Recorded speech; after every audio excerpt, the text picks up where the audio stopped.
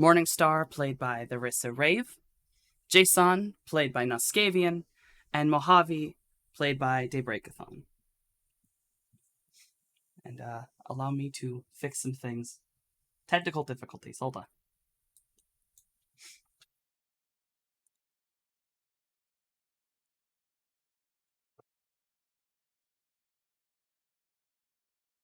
Oh dear. Nothing to worry about. Yeah, nothing to It's worry. getting fixed, and that's what matters. Ooh, drop my stuff. Okay. All right, all of our players are here and centered and having a good old time. All right.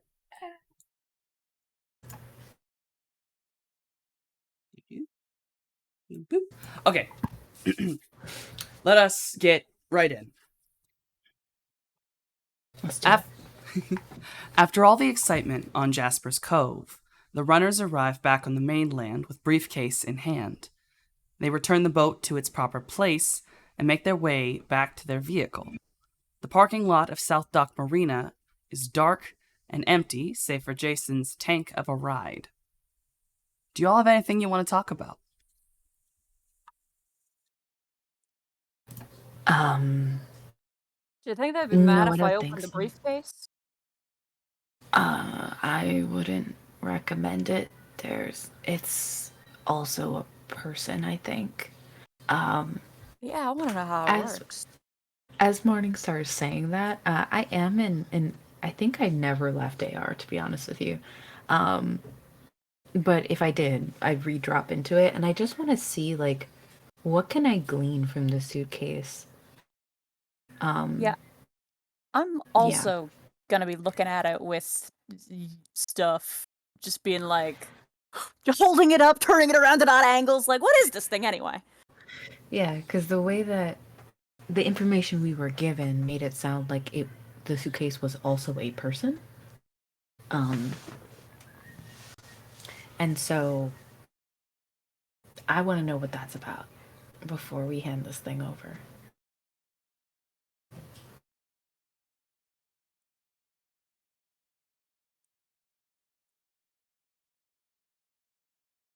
Does anyone else have anything else they would like to say? Or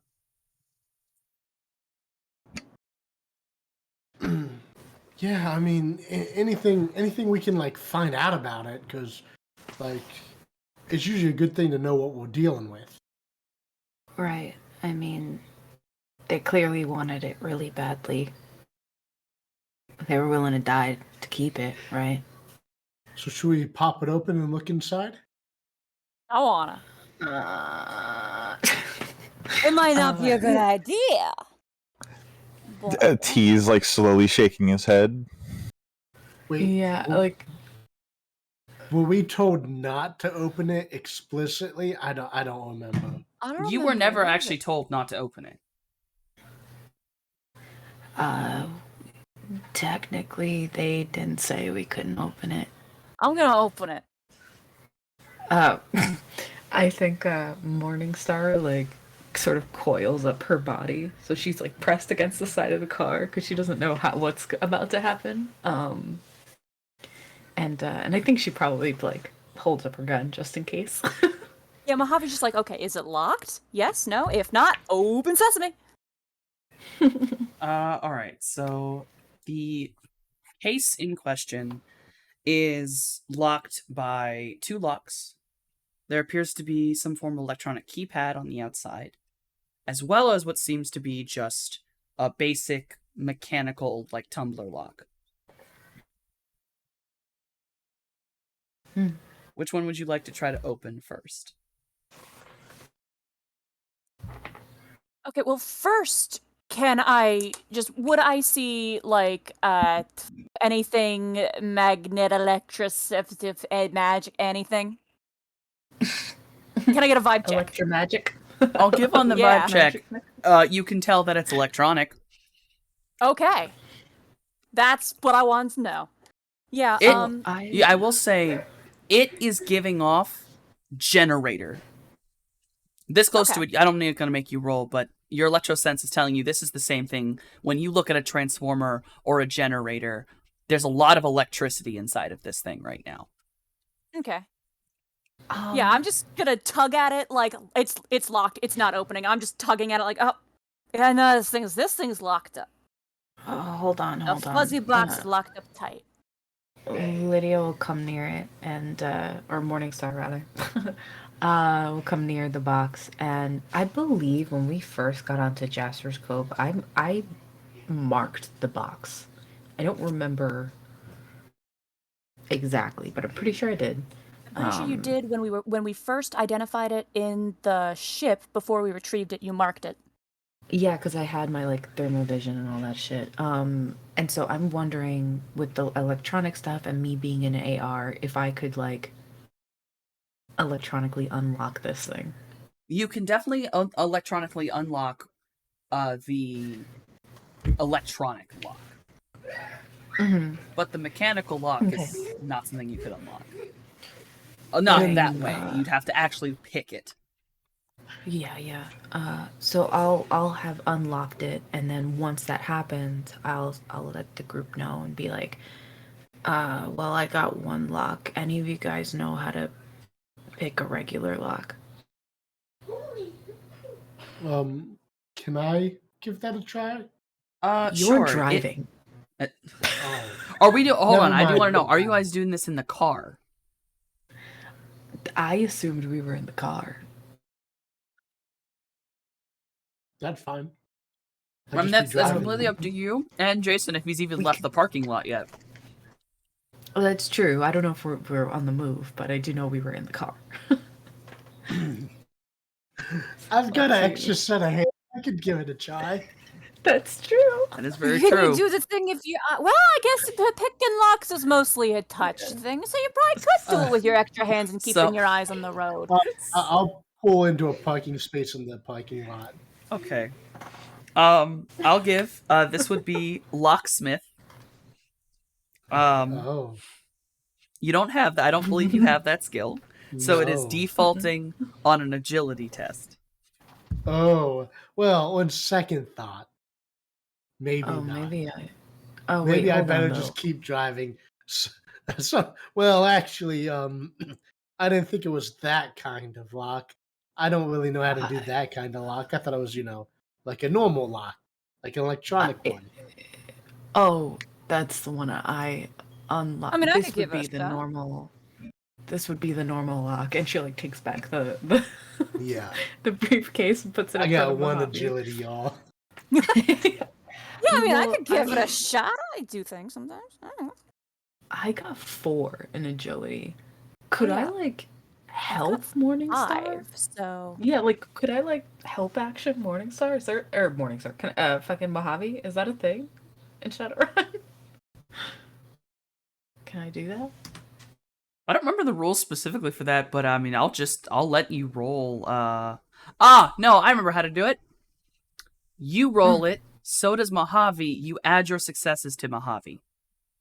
okay. Oh, wonderful. Yeah. So it's agility and what?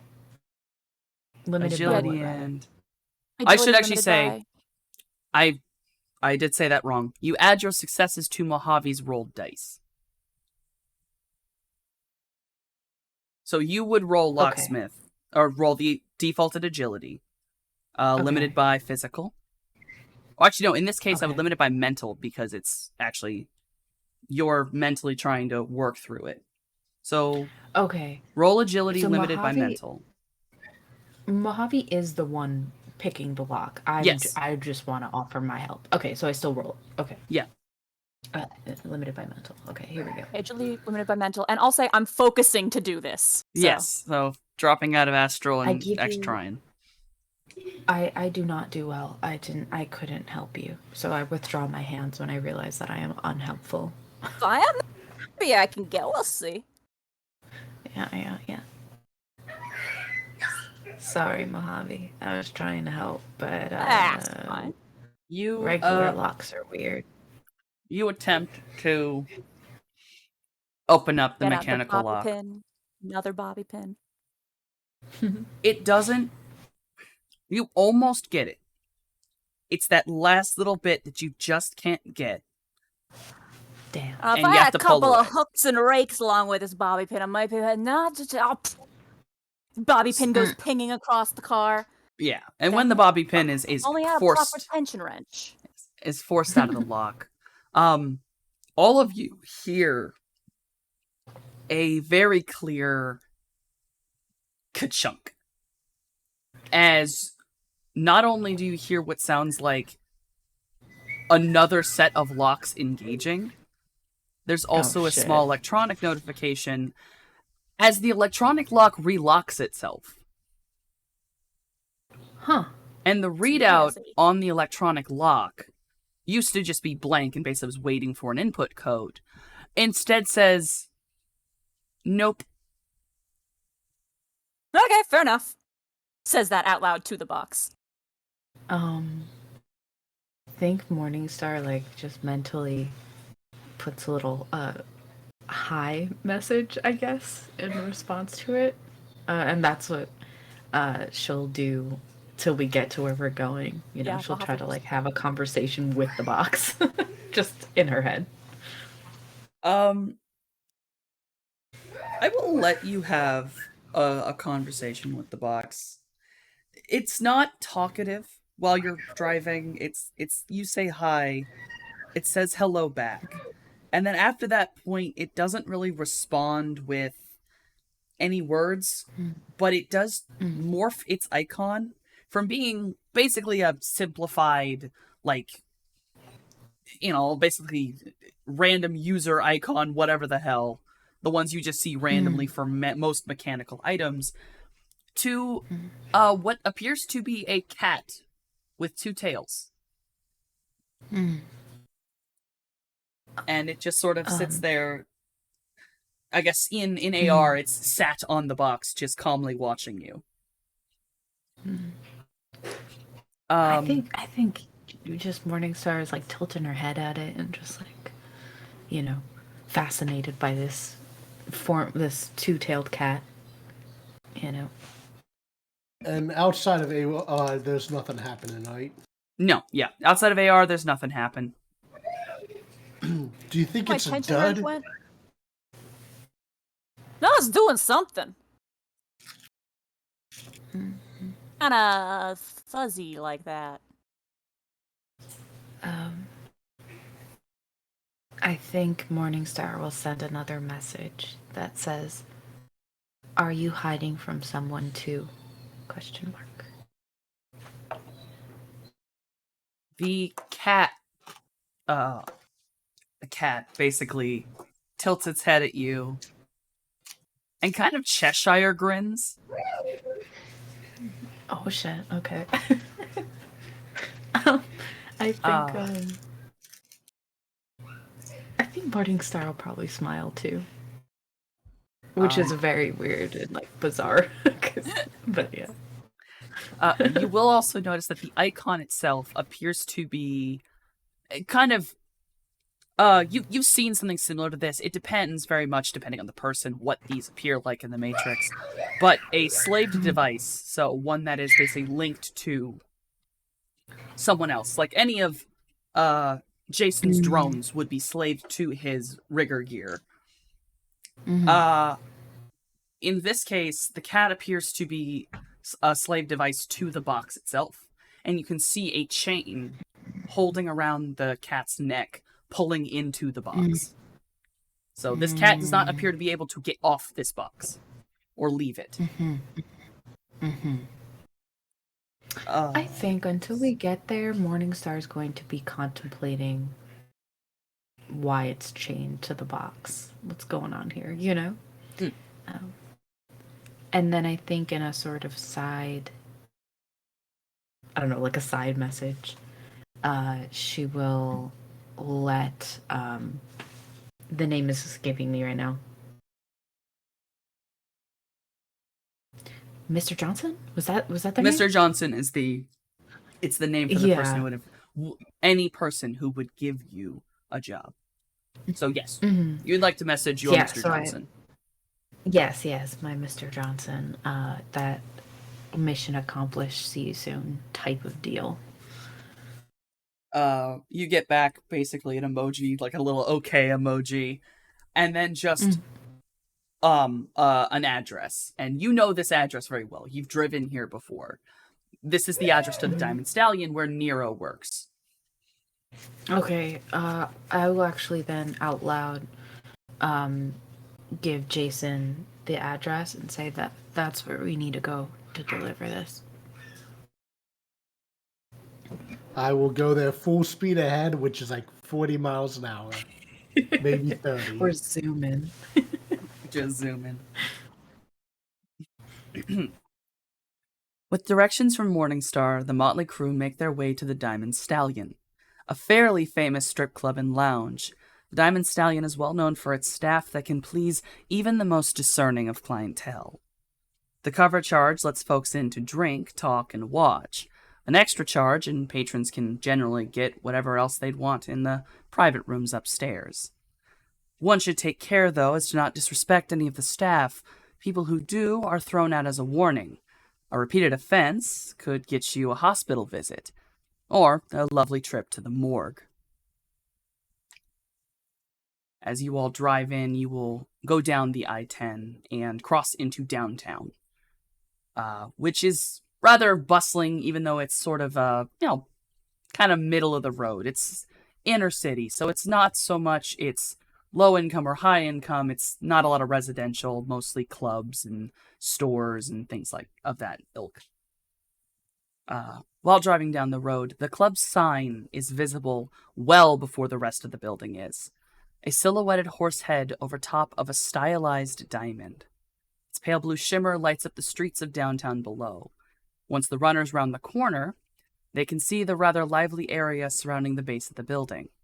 There are two front entrances to the building, a set of double doors with a line of people down the block, and a single door with VIP emblazoned in neon pink overhead. Currently in front of this door is a small party having an argument with a bouncer. The bouncer is an orcish woman with a flashlight in one hand and checking some kind of card that's held in her other. Jason, where would you like to park? There is metered street parking and some signs that point down the road to an underground parking garage.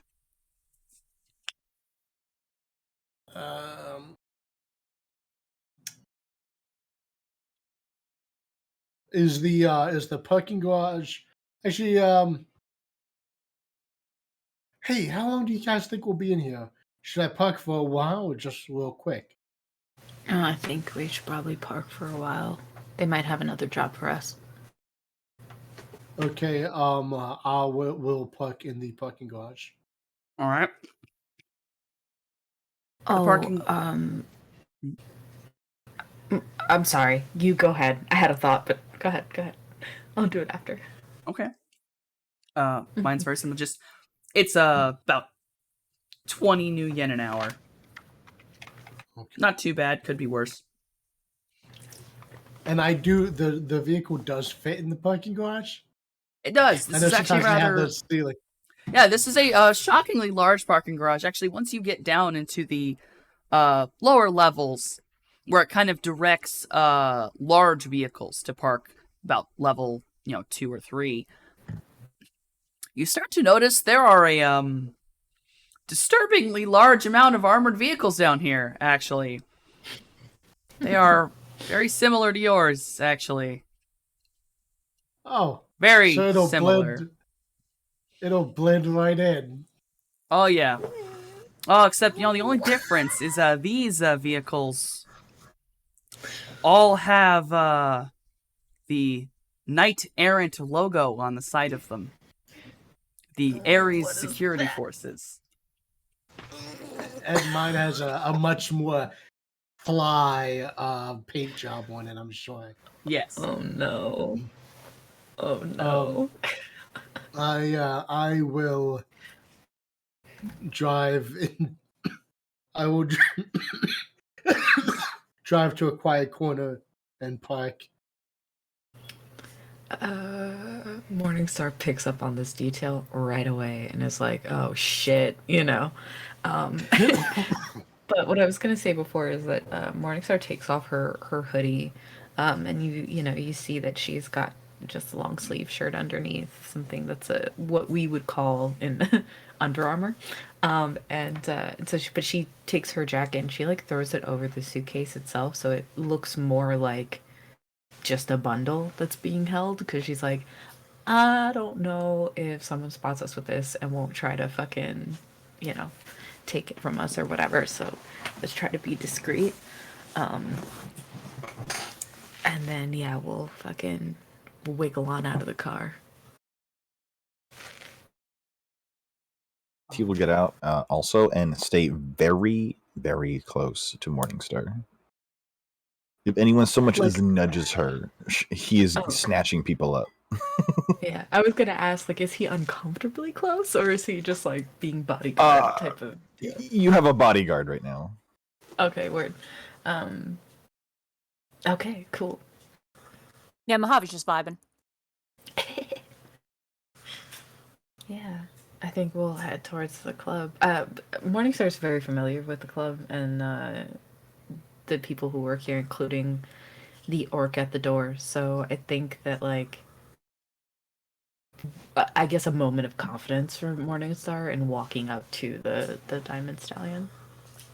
Real quick before we leave the parking garage, up in the parking garage, I know sometimes they have like spaces up along the walls.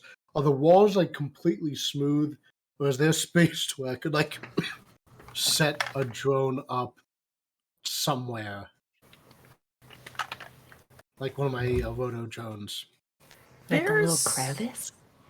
Yeah, I would say that the walls are definitely not solid. They're basically bars of concrete. So there's definitely sections that are open that if you wanted to, you could stash, probably depending on where you're trying and how big the drone is, maybe up to one of your roto drones, but you're gonna have to kind of look around to find a place for them. But the spy flies, no, they can fit anywhere. Yeah, I think I kind of want to have the spy flies, just one of them kind of keeping an eye on the Ares Roadmaster, and then I want to hide one of my roto drones like up in a crevice in case it needs to help defend something. Okay. You basically send in your regular protocol to the spy fly. It just sort of starts crawling around the roof of the Roadmaster, just kind of pulling a patrol, basically. Mm-hmm. The roto drone, you give basically a guard order, and it kind of nestles its little roto body up into a section where the concrete is kind of flat, and it can kind of slide in there. It's not going to be able to come out very quickly, but it can get in and out. Okay, cool. I'll take the other fly spy with me. All right. Are you going to put it? Do you know where you're going to put it? I don't know. I could probably. I don't know. Maybe just maybe in my jacket, a hat or something. It's pretty tiny. I don't have a hat. Maybe All right. on Mojave's hat. It'll hang out on Mojave's hat. So you gently place the little spy fly on Mojave's hat. Well, I let it fly over there. Mojave very well might not even notice. Yes, it calmly lands. Mojave is oblivious. Morningstar, you being so familiar with just this place, you've never been down this low in the garage, but that's just because you have a smaller car. It's not too much. You lead them easily to the elevator that leads up to the ground floor again. You're not really accosted or anything else. You make your way around the front of the building and kind of following how you used to go see Nero if you wanted to come and see him. You head towards the orc in question, and she is obviously bouncing the VIP section tonight. So you walk your party right up past the velvet ropes, down into the VIP line. Hey, I'd probably give her like a little nod to just like, show respect in that way. And then, slither my way down there. I have legs. I don't know why I'm slithering, but anyway, I'm fucking walking down there. I imagine I would know where our Mr. Johnson would be in particular, right? Or am I looking for Nero first? Give me a moment. No problem. So the orc gives every one of you an odd eye, and the minute seeing T103 gives a very quick radio towards her lapel, seemingly calling forward some other things, but only once seeing him. She just sort of nods to you. Upon entering into the building, the runners first enter a small rectangular room, split in half by a silver velvet rope. In either back corner of the room is a reception desk and an attendant wearing the same uniform that they had seen Nero wearing earlier in the night. The receptionists are taking cover charge and offering bottle service and full service. A set of bouncers stand at a pair of metal detectors and are checking bags and coats. Over top of them is a large neon sign that reads, "Welcome to Cygnus Stage." And of course, Morningstar, you are aware that Cygnus Stage is the nickname for the main stage of the club itself. So yes, you all may approach how you wish. You do have to pass through the metal detectors. That's gonna... I think soon as Morningstar sees the metal detectors, she just, like, turns her head almost all the way around to look at T103 and is like, damn. Is there a weapon check? Yes. There is a very large set of signs on either side of the security guards, basically on the wall.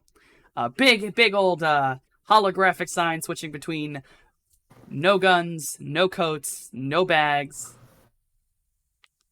Seemingly a lot of no knives, a lot of different things.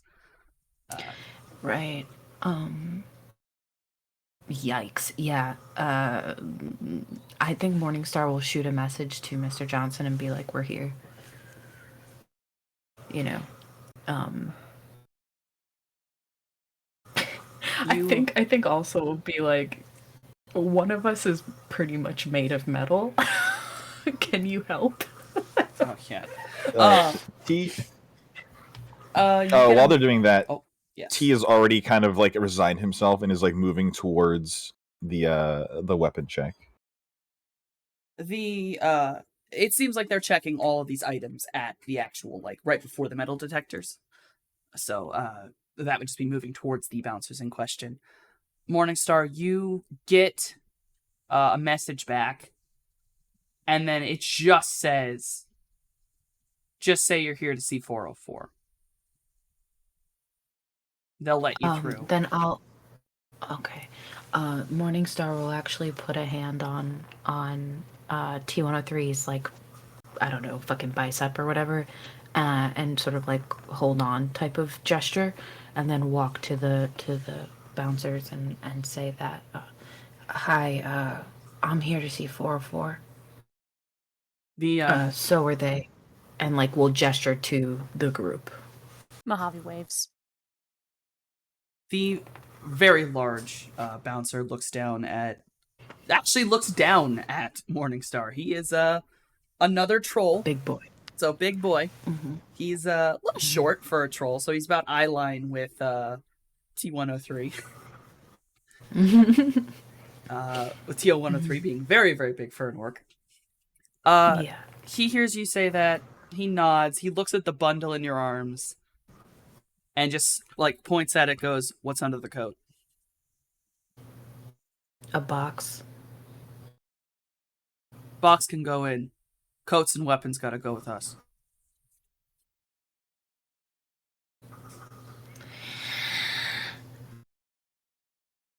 Right.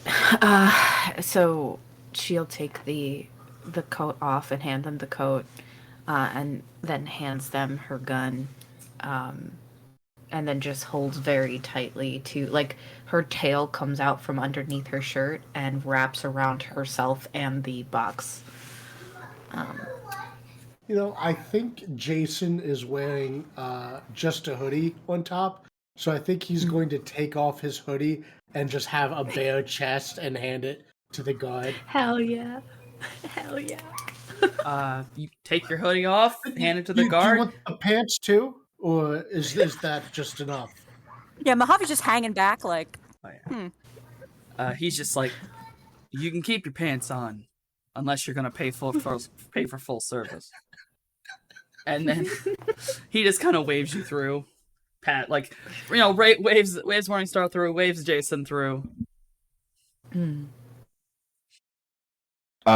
room sweeper comes out first. He hands it Oh, over by the God. barrel.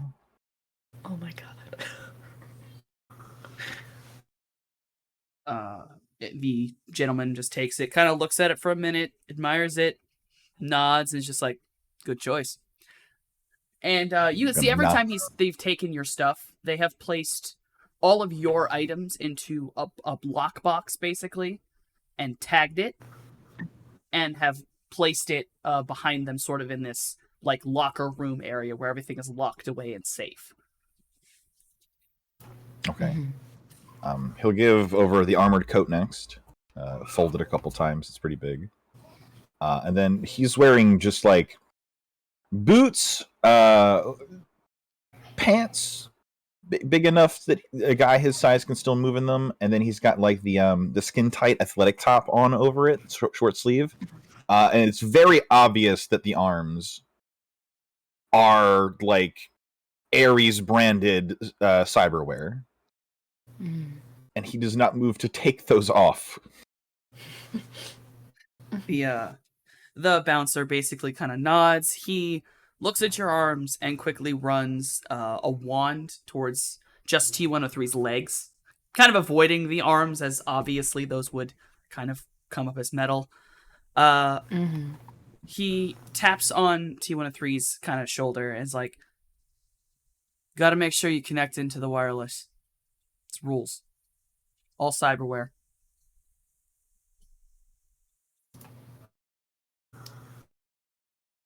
And by the way, that would just be you as a person. You can just turn that on by just your brain. You're willingly opening yourself up to the wireless host of the club itself. I don't like the sound of that. That's standard process, right? Like, that's not an unusual thing. It's one of those ones where it is weird to hear it at a club in downtown. That's the kind of thing you'd expect at, like, the really high-end clubs. Like, we're talking, the cover charge is $100. But it's not something that is unheard of before. Generally, clubs that are that serious about protection have a hacker on staff that basically just marks all individuals with cyberware on the host, just to make sure if they decide to start doing something stupid, they can turn it off. Okay. If it seems above board, yeah, he'll do it. Doesn't want to do it, but he'll do it. You just sort of let yourself enter the host. He turns off the metal detector and sends you through. And the minute you're kind of through, you kind of feel something in like the back of your head for a second, and then you kind of shake it, ignore it. Your arm twitches a little bit, but you get like full control. He'll scratch He'll reach up and scratch like the input only slot on the back of his skull. I marked that. Hey, I marked him, the thing on him. Yes. Previously, does their mark interrupt mine at all? No, I imagine not. Multiple users can have a mark at once. Actually, are you an AR? Yeah, I'm very rarely not an AR. But you can very clearly see that T's whole body gains a mark that appears to be a death's head moth that has landed on him. And it's very clear, looking at this death's head moth, it's the one where the wings and the body, while having the skull, also have 404 as a mirrored image on each wing. She does make like weird rattling sounds, I guess, in the back of her throat, but she doesn't say anything. But yeah, she picks up on it. And then T103 is let through is just fine. Yeah, Mojave. the moment he's through, Mojave. yes. sorry, real quick. The moment he's through, he is right back behind Morningstar, and if anyone comes within touching distance of her, he just stiff arms them right away. Cool. Yeah, Mojave was definitely like hanging back, reluctant to come too close until he saw that the others' belongings were being treated like responsibly and being locked away and not at risk of being, carried off by who knows who. Yeah, he hands over his gun and then his other gun, kind of tucks him into his bag, and there you go. They take Is there? everything. Can I keep my jacket? They kind of look It's down at not you. a coat, it's a jacket. They're just like, no coats or jackets. Sorry. Darn. He sort of takes it off and hands it over, the duct-taped armored mess. And, like, his shirt is even more of a mess. Other people's blood all over that thing. Mysterious stains. Mm-hmm. Not a nice shirt. Mm. There's a reason he wanted a jacket on.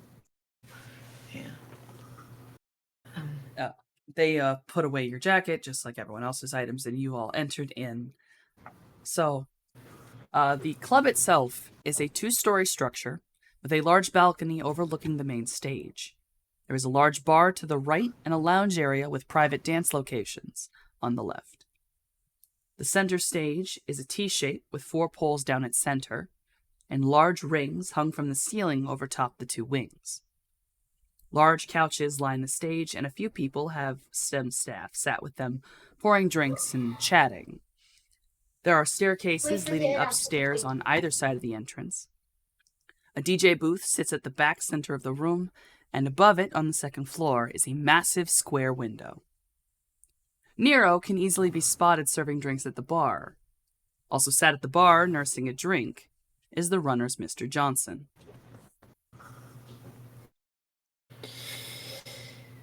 Yeah, I think Morningstar will step through, and as soon as she makes eye contact with Nero, we'll like do a little wave before getting to our Mr. Johnson and saying,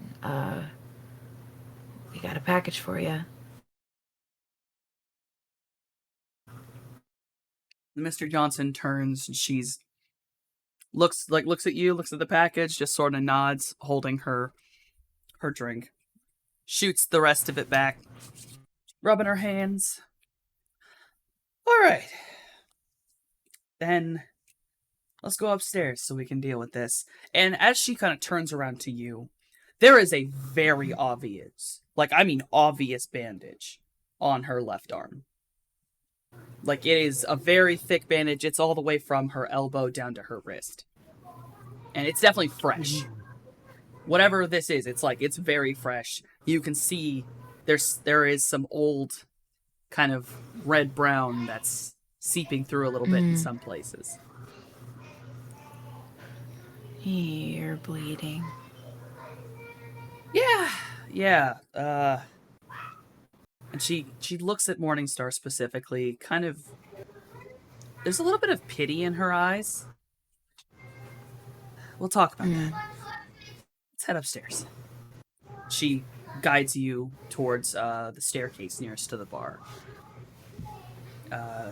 She leads you all very, very quickly, as fast as she can kind of move all of you, up to the third room down. You can see the balcony. There's dancers down there.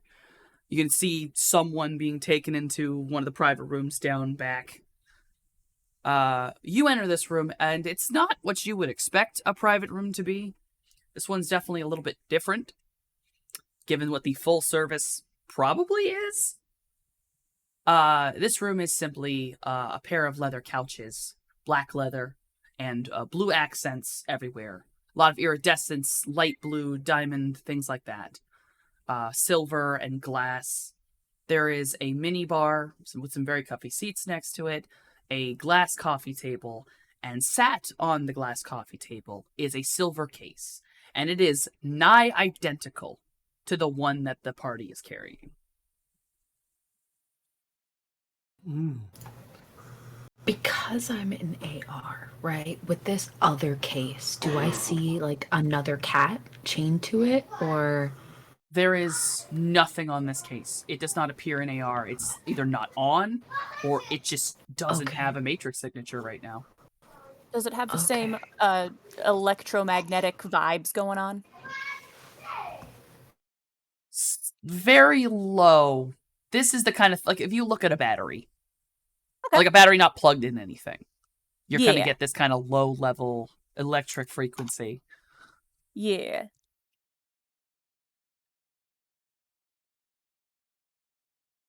I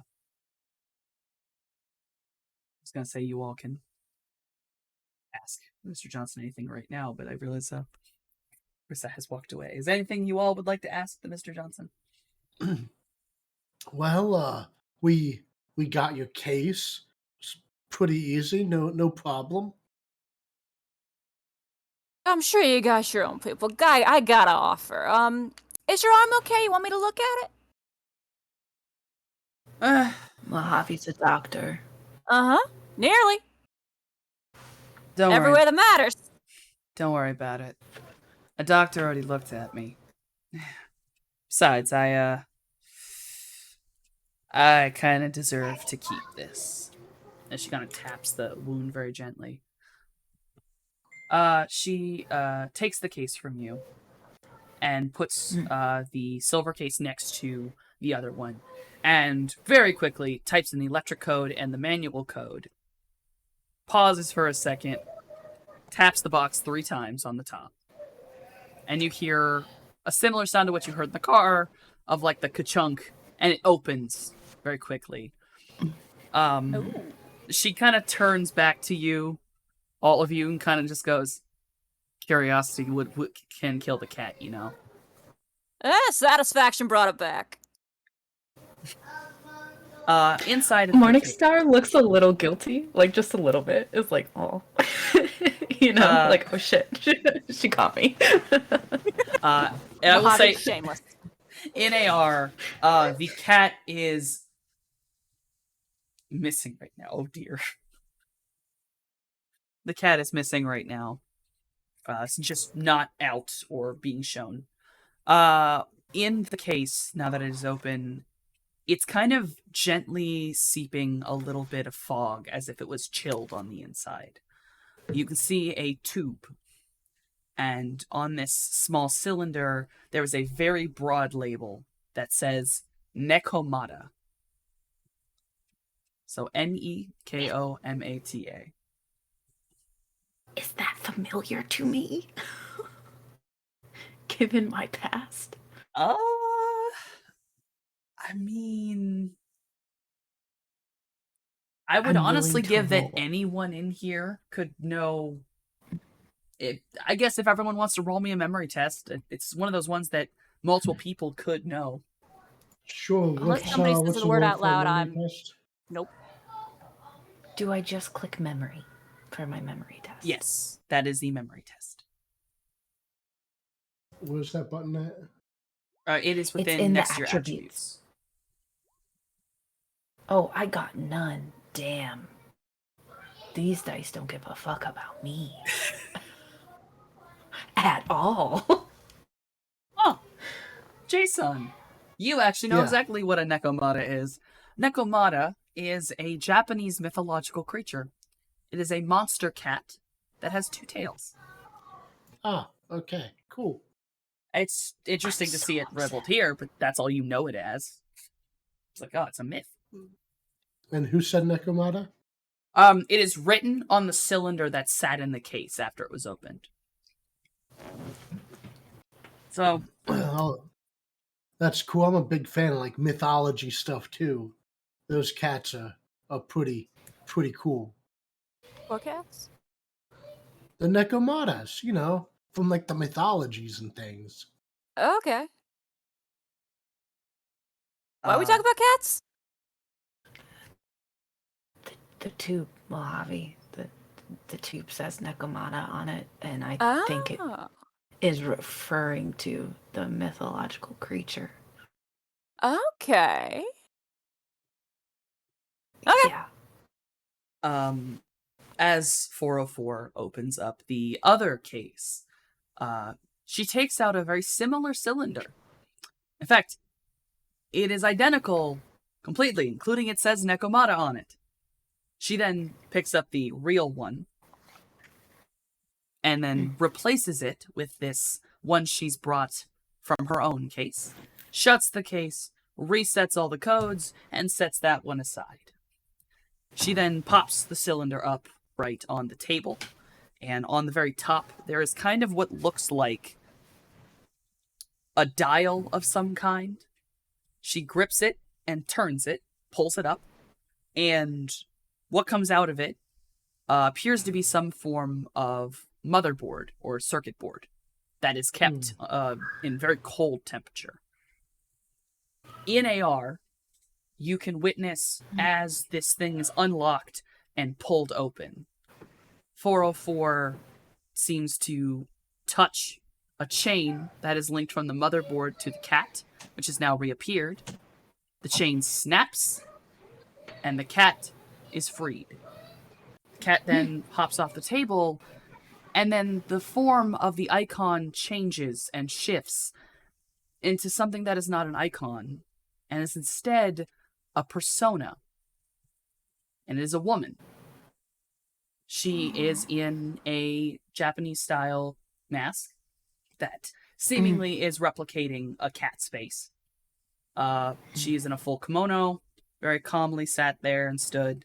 She looks to you, pulls the mask up, and grins at you. A very similar Cheshire grin to the cat. And then Morningstar has to smile back. You know? It looks like she's looking at nothing, but she smiles back.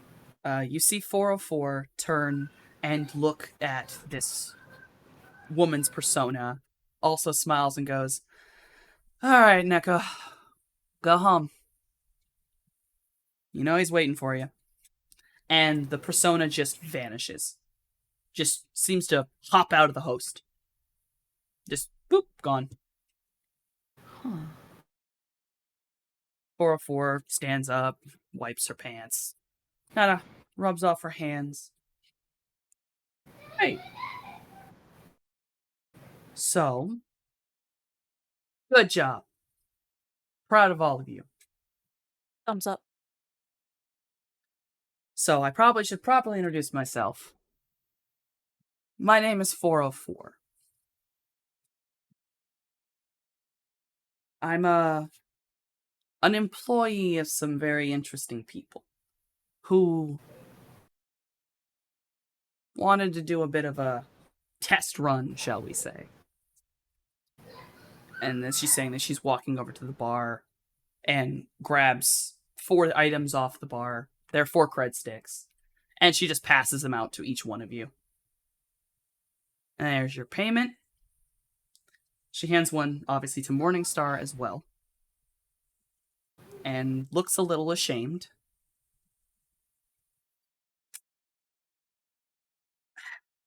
I didn't want money. I wanted information. Yeah. She grabs her bandage. I know, kiddo. I can't tell you anything. Seems my earlier confidence was misplaced, that I could say anything. That's not something I'm allowed to give out so freely. I think the group would see, like, Morningstar gets extremely...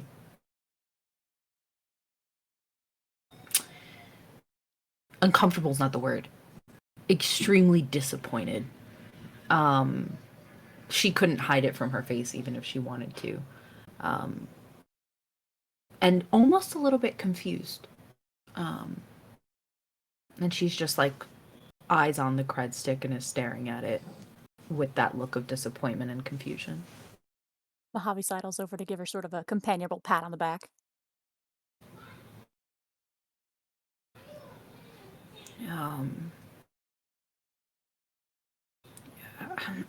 Are you gonna be okay?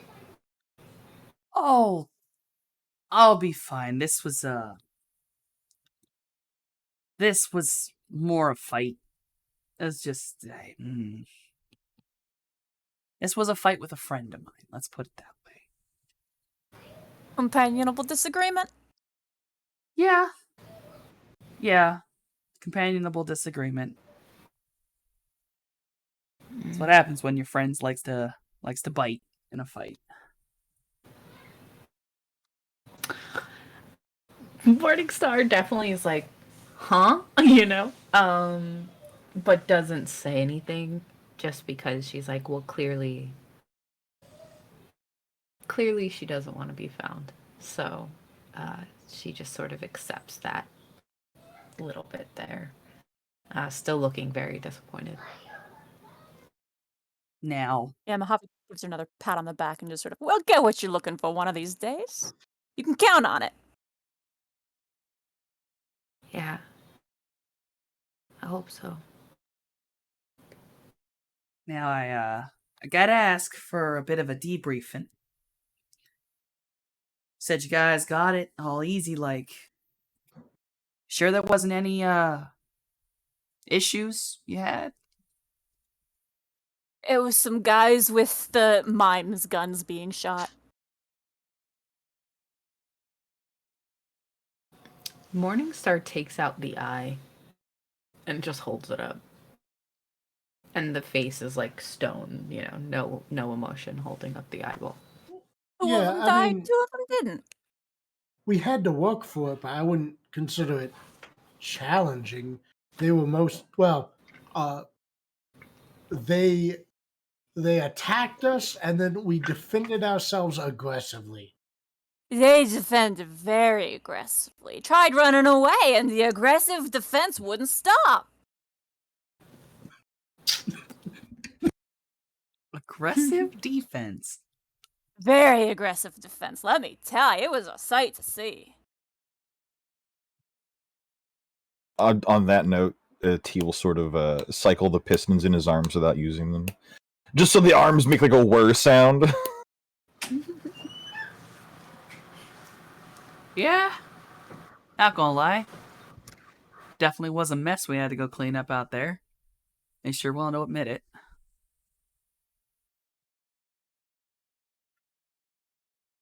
Oof. We tried to break him into small pieces ahead of time. Gives Jason a look. Okay, maybe you did.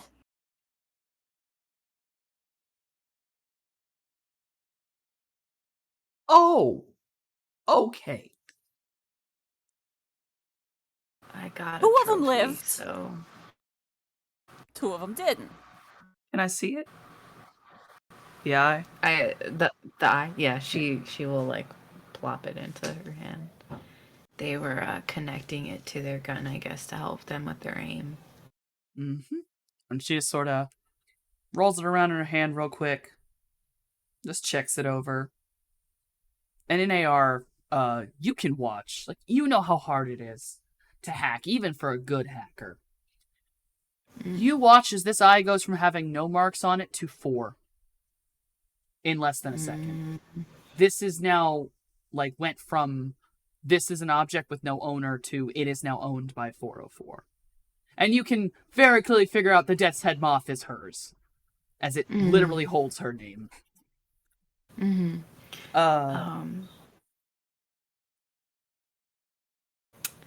a little bit of like jealousy, I think, that Morningstar feels, but she doesn't say anything at the moment.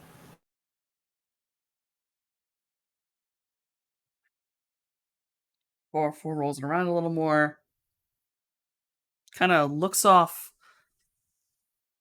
wistfully is the best way to put it. And then kind of shakes her head and tosses the eye back over to you. Yeah, I catch it and put it in my pocket for now. Well, that's now free and clear for you. I'm a little disappointed you didn't wipe it when you got it. That had view of I was all your more- faces. Yeah. I was Yeah, a little oh, more worried about the box. That's fair. That's fair. we was acting professional. There was a ship that was out there, two ships that had like floodlights and people moving around them, but it was weird because it was almost like the boats were abandoned in a way. I don't know, it was bizarre. But they didn't come after us, it was just the four that were already on the island. Hmm. Yeah. I think I know who those boats were. You don't have to worry about them, though. I think they were probably watching just as entertained as I was.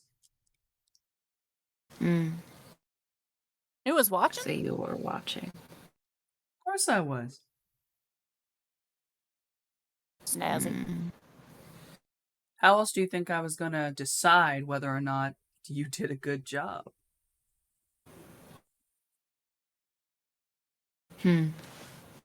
Javi shrugs. Well, the job is done, so everyone's been paid. There's like a little bitterness in her voice as she says that. But then she goes, anything else? No, not from me. But that doesn't mean you might not get a call. I'd say keep my number. I might give you a call with some other job. She gets cut off as a very loud knock is at the door. Like a nice rap on the door. Now it surprises her. And the door just opens in a second. And a very, very tall figure enters into the room. Tall enough, and in heels, by the way. What appears to be at least a woman in an extremely tight, glittery diamond bikini and G-string that leaves very little to the imagination. Heels that are at least 6 to 7 inches tall and draped in at least a ton of body glitter. Thigh highs and lace matched by arm cuffs of lace. Very tall stature of a 8-foot tall statuesque woman with a unicorn horn, long midnight blue hair, and a tail of some kind. It whips around like a cat's tail. It's thin, but it has a tuft of fur at the very end of it. And the other most impressive thing about this woman is her 4 arms, 2 of which are holding a drink in each. Both she seems to take sips out of as she walks. 4. Well, sorry. Seems I walked in. Mojave waves. I don't know this person, do I? You do not know this person. Okay. Mojave, you have seen this person before. You do not know this individual's name, but as you've actually been to the Diamond Stallion on a very rare occasion, you barely remember the last time. It was very, very early on, and you're not super sure you were even supposed to be there. This individual is what you assumed is a stripper. Or of some other type of sex worker, as they seems to have worked here many a time. Well, one way or the other, they get a grin and a wave, as everybody does. Oh, you're the group that got an echo. Howdy. Yeah. Nice. Hi. And then, as she kind of says hi, she looks over and sees Morningstar, like really looks at her, and face just immediately goes a little bit serious. Oh. Hello. Now that's interesting. And her voice becomes a lot deeper. Shit. You all. I'd like to have a conversation with you. It'll take me a little while to actually get out of this, but I'll send someone for you. Don't leave the club. And just this big fucking grin on her face. Immediately steps back out. And Forrest just stood there against the bar, head in hand, like, oh, god damn it. Was that a bad thing? Remember how I said my employers might use me to call you? That's Yeah. one of my Yeah. employers. Oh. All right. God So damn it it. seems like we might have another gig after all, huh? I guess so. I guess y'all get to sit here while Slep changes out of the body glitter. Is there a problem? No, Yeah. there's no problem. Pardon me. And she grabs the case, like the case with the fake cylinder in it, and just walks off like, y'all enjoy the club, I guess. I'm out.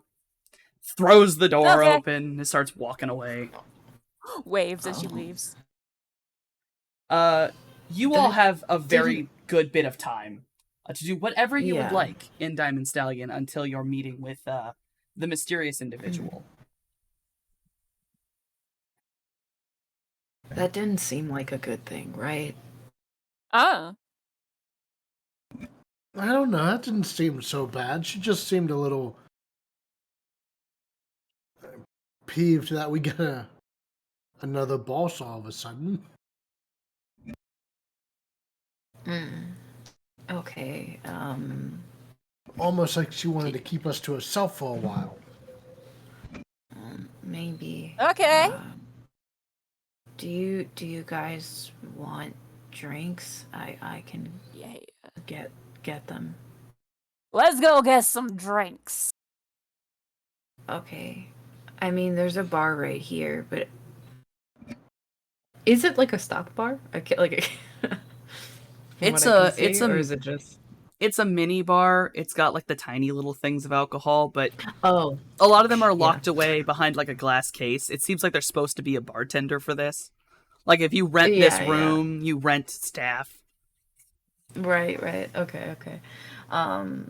Yeah. So then Morningstar will like look at T103 and Jay and be like, "Do you guys want something?"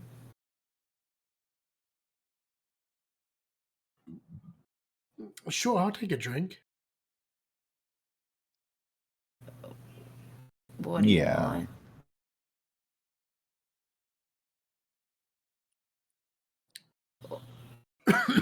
Should I surprise you? What do you want to drink? Yeah, surprise me. That sounds fun. Okay. She looks at T like, what do you want, dude? You know? Oh, I'll take some remember juice. Okay. Who wants to remember juice? I'll have an old fashioned. Okay.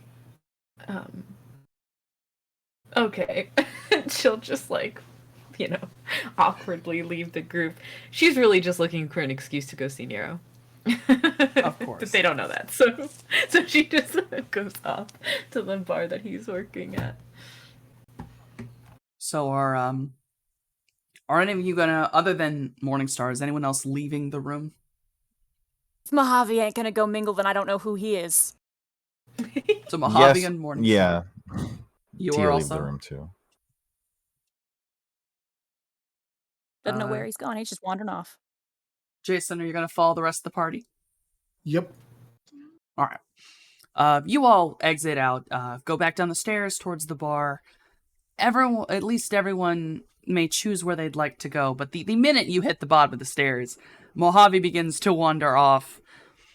And just from out over the crowd, hey yo, Mojave! Larry, that you?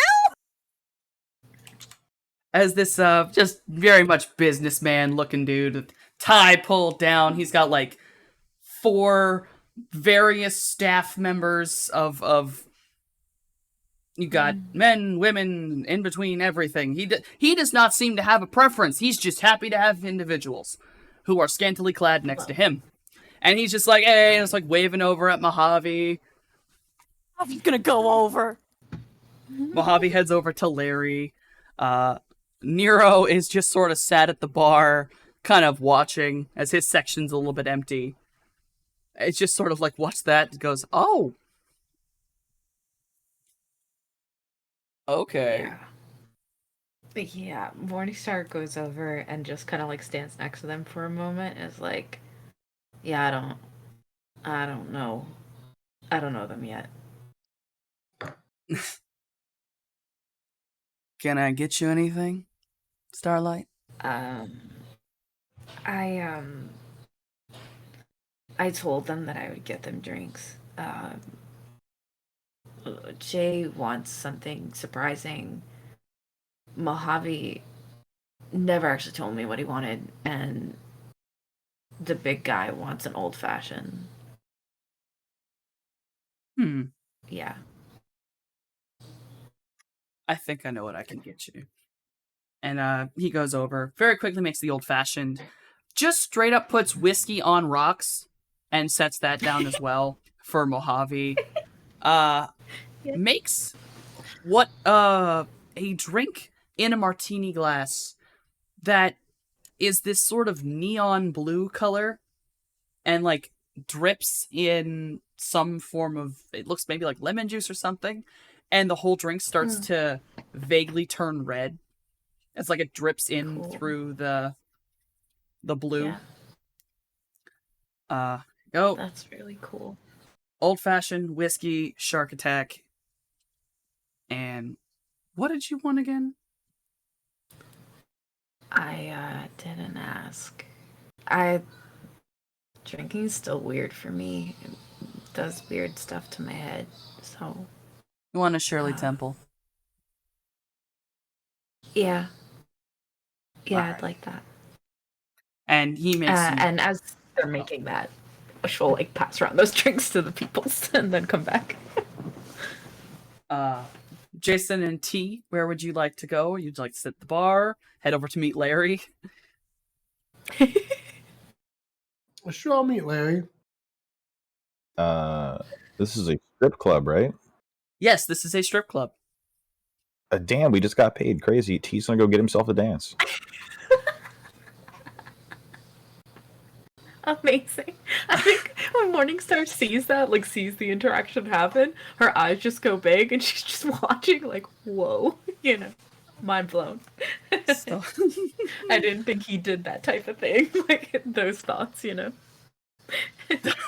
So, just to give you an option, there are a few staff members dressed definitely less like the bartenders and the bouncers and more dancer-ish, who are definitely sat around the more private areas. There is a lovely young woman, blonde hair, very classic, like almost Barbie-esque. She's wearing pink. There is it's seemingly it's believed it's a man, fairly certain it's a man, very pretty man, is entirely insectoid, green chitinous skin, this teal blue hair, very strange looking, but very pretty at the same time. And then there is an individual who, it's hard to tell, but they are drop dead gorgeous. A lot of makeup, long black hair, just very pretty. Those are currently the three wandering about that you may approach and pay for. Do any of them have any chrome? The bug doesn't seem to, though it's hard to tell around chitin. The long black-haired individual does appear to have cyber eyes.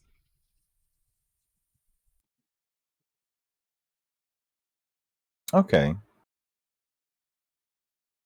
If that's the only one with chrome, he will sit down near them and drink in one hand, use the other hand to just wordlessly motion them over. Oh, why did I send you guys to a strip club? We stand a silent king. You know what I'm saying? We do. True. So I will put this off in the background. The individual happily approaches you, and simply just gives you a straight up like the partial service, bottle service, and the full service, which are very much exactly what they sound like. The only difference between the partial service is which is a dance, and the bottle service is just, oh, it's a dance and you get a free bottle with it. Free. Big air quotes, as it's double the price. yeah. Well, that is what he will be doing in the background. I will spare you this further.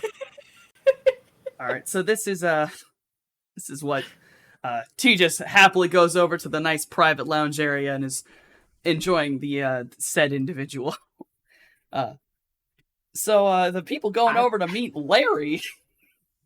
Larry is a very, very normal man. He's sat at a table. He's got at least 6 or 7 dancers sat with him. At least 4 bottles on the table, 2 of which are definitely empty. They are definitely a little too expensive. This man must either make a lot or does not care about his wallet. But he just invites you over. He shakes your hand, introduces himself as Larry. No last name. Although some people call me Crazy Larry. It depends on who you're talking to, though. And immediately, pats Mojave on the back. Hey, yo, Mojave, you got anything? Got anything fun? I just might. I know they don't let no bags go in here. You got anything on you right now, though? On me right now? No. You'd have to cash me later. You know how it is. The bags. Bag. Ah, shit. All right, I'll have to catch you outside then. Yeah. He invites you all to drink with him. Morningstar, would you be staying with Nero at the bar or heading over to meet Larry? Yeah.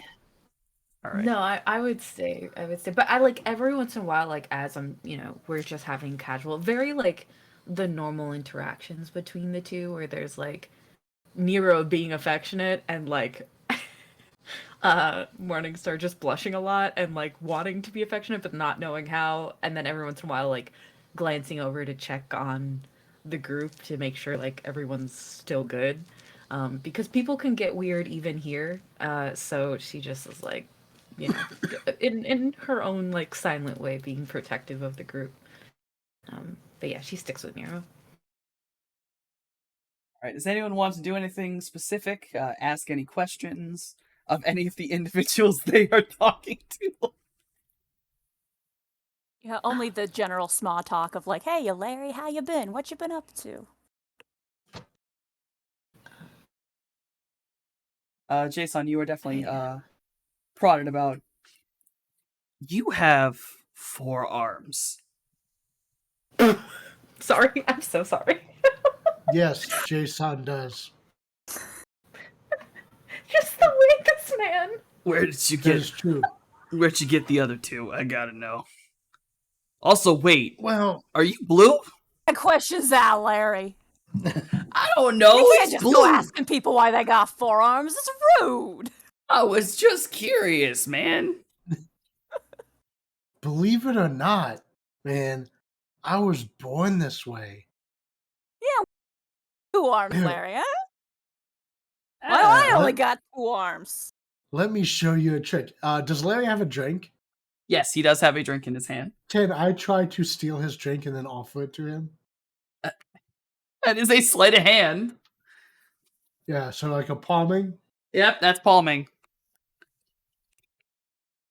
Are you going to attempt palming? Larry is 1 about 3 success? sheets to the wind. I will allow a 1 to beat difficulty. He is very much gone. So you sneak Larry's drink out of his hand while he's watching your other 3, and then you manage to quickly pass it behind you and offer it up to him again. He's like, "Whoa, are you magic?" Yeah, you my go, pal Larry. here's got some tricks! Slapping Jason on the back.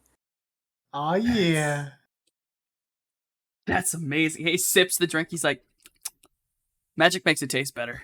It Hey! does. I'm gonna grab my really cool looking drink. This is such a cool looking drink. I'm gonna sip it. You Yeah. sip. Real quick, when Morningstar would have given you the drink, she would have told you it's called the Shark Attack. You know. The Shark Attack. That's such a good name for a drink.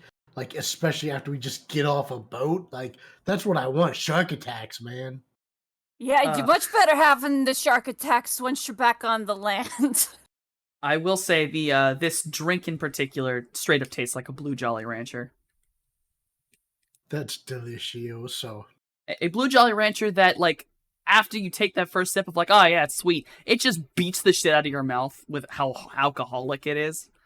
You're a Mhm. little worried, like, ooh, that's strong. Yeah, Mojave's just sipping his whiskey, couldn't care less. Oh yeah, Mojave's just having a good time. Oh yeah, he is. You enjoy your time with Larry. Larry at one point does get a little bit rowdy and proceeds to attempt to climb up on stage. Is that- Definitely pulling him back. He pulls from you.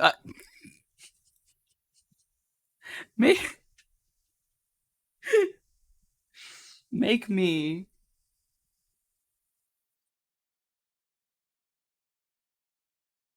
just default a strength roll for me. Limit physical. Okay. This is not poor Larry.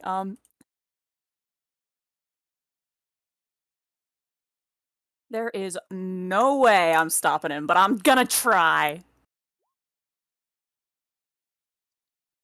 You attempt to grab Larry, but he just pulls away from you. Oh, very good. Okay, well, I tried. He climbs up on stage. And before security can come grab Larry, the very elegant insectoid individual from before, the green chitinous skin, almost doll-like face, quickly comes up to Larry and says something to him. You don't know what, but Larry is immediately enraptured by this individual and is escorted off the stage towards the private section of the lounge. Where he sits, actually probably a couple tables down from where T is sitting, except it is the insectoid individual who is sat with him.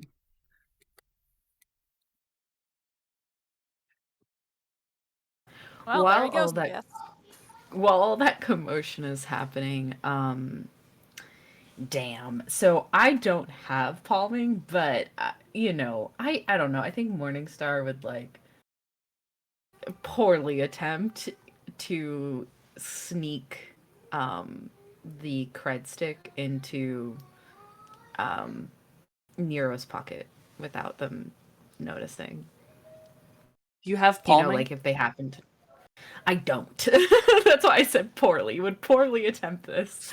Do you want to try? But he's trying to do it in like, yeah, kind of. I want to try to like sneak it in there. So do you want to default an agility roll for me? Yeah, okay. Limited by mental again, or this one is limited by physical. Okay. Come on, dice. Be on my side. Please. It is definitely not on my side. God damn it. You attempt to slide this cred stick into the pocket of Nero, kind of not thinking about the fact that Nero is currently in hot pants, so that pocket is rather close to the skin. Nero is surprised by the sensation of, oh, what are you doing? I think like that's the thing too, is that like she's like halfway trying to push this thing in and like realizing as it's happening that he's in hot pants and is like, that was dumb. Like, you know what I mean? Like has that kind of glitch moment. And then it just like pulls her hand away really quick and looks very embarrassed. and goes, I don't need it. I don't need it. I don't need it. Damn, Starlight. If you wanted to give me a tip, you could have just said so. How much is on this? I believe it was 1,000. It was right? Or 1,000. 4,000. It was 1,000. yeah. Yeah. She 1,000. What? 1,000? Yeah. Yeah. You sure you don't need this? I don't need it. I wanted something else, but I didn't get that. So What did you want so badly? information about my mom. Oh, Yeah. 404 said that they could get me that information, but it turns out that they couldn't. So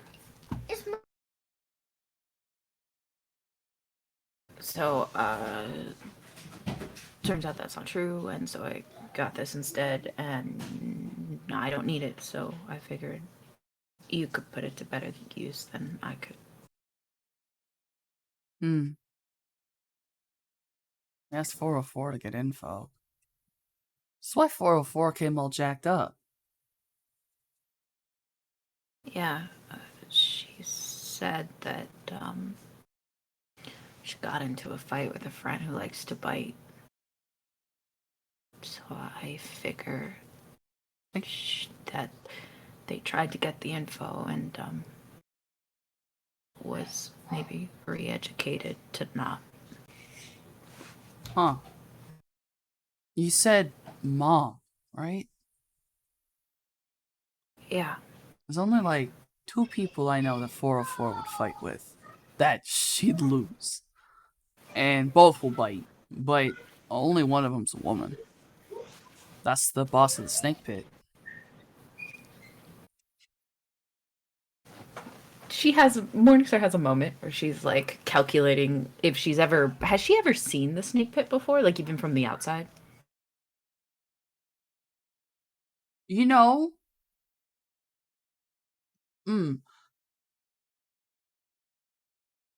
no, because she has never been to Freak Show Road before that one night. The Snake Pit Okay. is a very large building at the very end of Freak Show Row. Okay.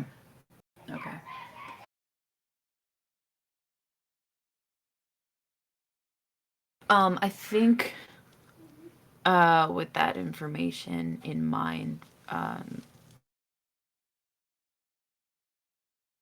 Morningstar just looks at Nero and says, "Thanks. That's more than 404 could give me." So. Yeah, don't tell 4 I said that. That might not have been smart. Look, I'm not gonna say anything that's gonna get you in trouble. I know. Hey, Starlight. Maybe you want to ignore what I said. Don't go to the Snake Pit. Whatever you do, don't go to the Snake Pit. Why? Boss of the Snake Pit is like the scariest thing ever. Like, people disappear if they upset the boss. Like, never found again. I mean, We have to roll the dice.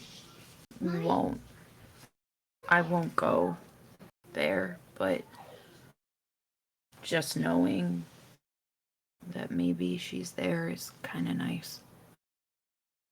Okay. It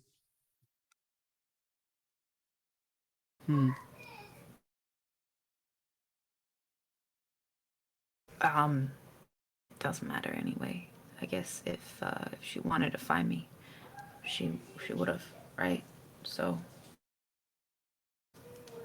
guess she doesn't want to find me. Ow.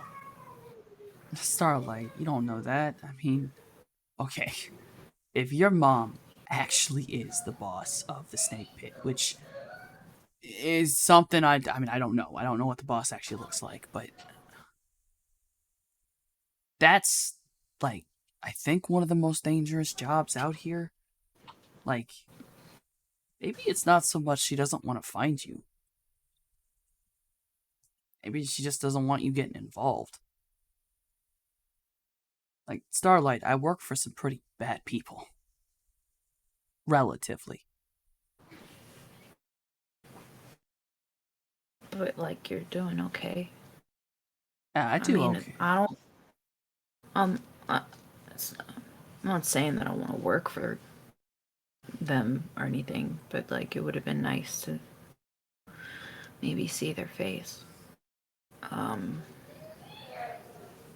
But whatever, it doesn't matter. I have stuff I gotta do anyway, right? Like, apparently I might have another job with your boss?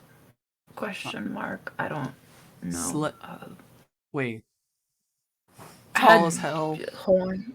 I had a unicorn. Tall, four-armed unicorn. Oh, yep, that's my boss. That's Slep. Slep wants to give you a job? I guess they told us not to leave. That they were gonna get changed for us to stay in the club. So I'm assuming it's for a job. Yeah.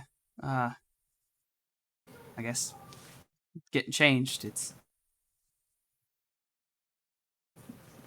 actually, I guess it depends on what Slep wants, but generally it's he. Actually, doesn't really matter. Oh. It's Slep. Slep doesn't care, but yeah. When the suit's on, I guess that's what I've noticed.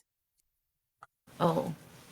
Well, maybe that's what they're doing, putting on a suit. I don't know. They were in a lot of glitter, so yeah. I assumed maybe they were just uncomfortable.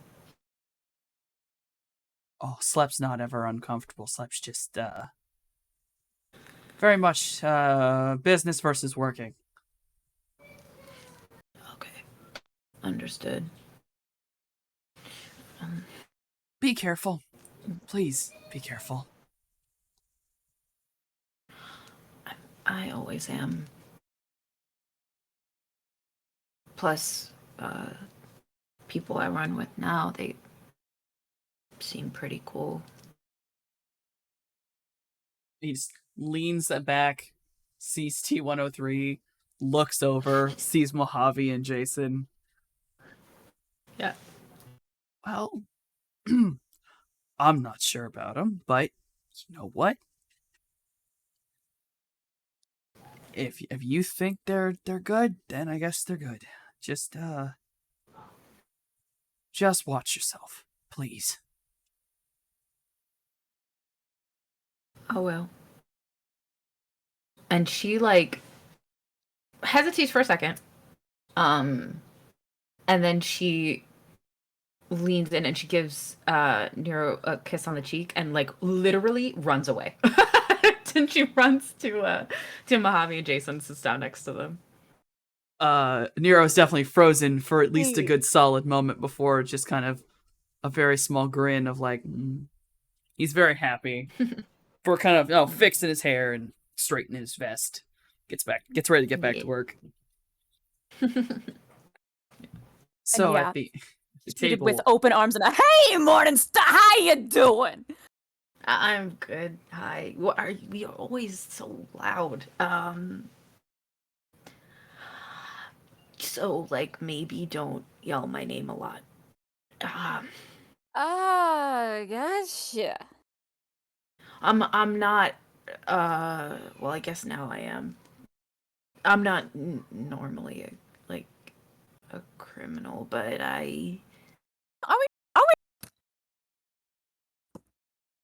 Are we doing crimes?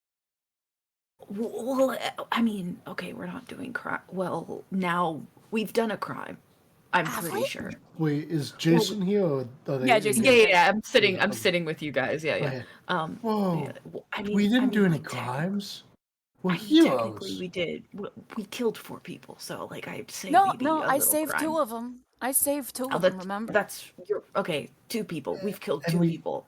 So that was self-defense. It doesn't count. It was very aggressive self-defense.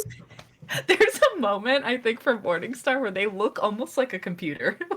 Right? You can see them fucking binary going through their eyes of trying to be like, wait, self-defense. Wait, this doesn't count. Yeah, this doesn't count. Murder. Wait, what? And it's like, oh, well then I guess we didn't do a crime. We're good Yeah, now. see, Yeah. we're heroes. We're the good guys. But like, still don't say my name. Gotcha. Sorry, that's what I was trying to say. Sorry. It's okay. You didn't know. Just that like, if we're gonna do more jobs together, you should know that like, Do you got a nickname I can shout? no, unfortunately. Would you be offended if I called you Scales? I would not be offended by that. Would you be okay with that? Yeah, because like I do have Scales, so that makes sense. Yeah, you can call me Scales if you want. I like Scales more than Sneaky Snake. Yeah, well, I'm not very sneaky, so Scales it That's, is, then. And he sort of raises his glass to that. I raise my glass tail. I raise my glass too. Here's to more tails with scales. Yeah. fully blushes. Is like, oh my god, attention, please stop. Like when, you're at a restaurant and they tell the waiter that it's your birthday and they come over singing real Yeah. loud, she's like, oh my god.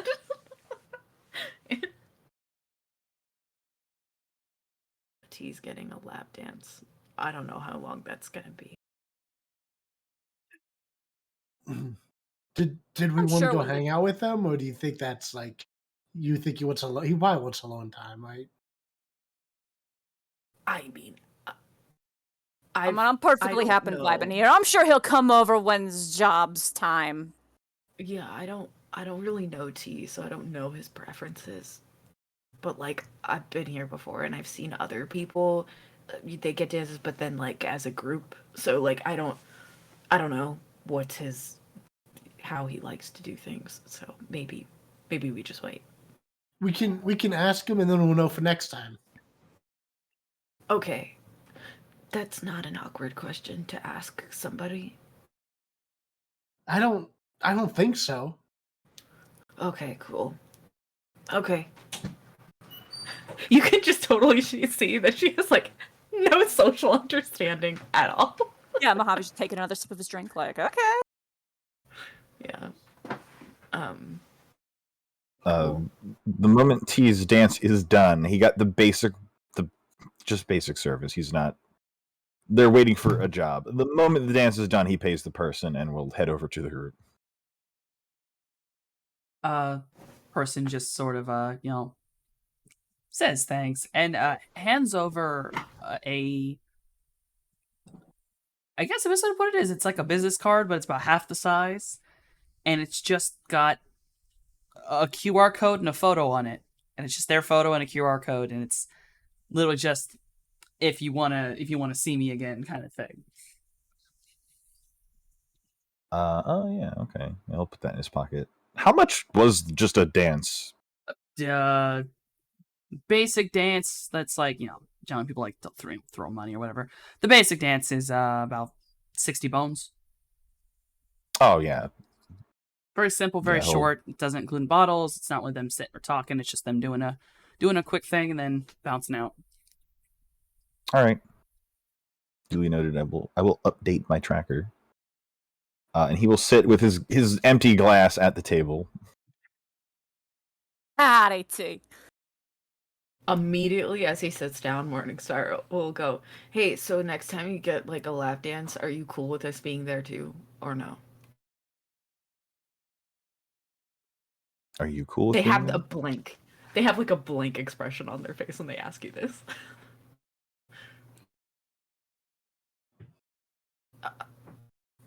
I mean, it could They be look like a to team Jason. bonding thing, right?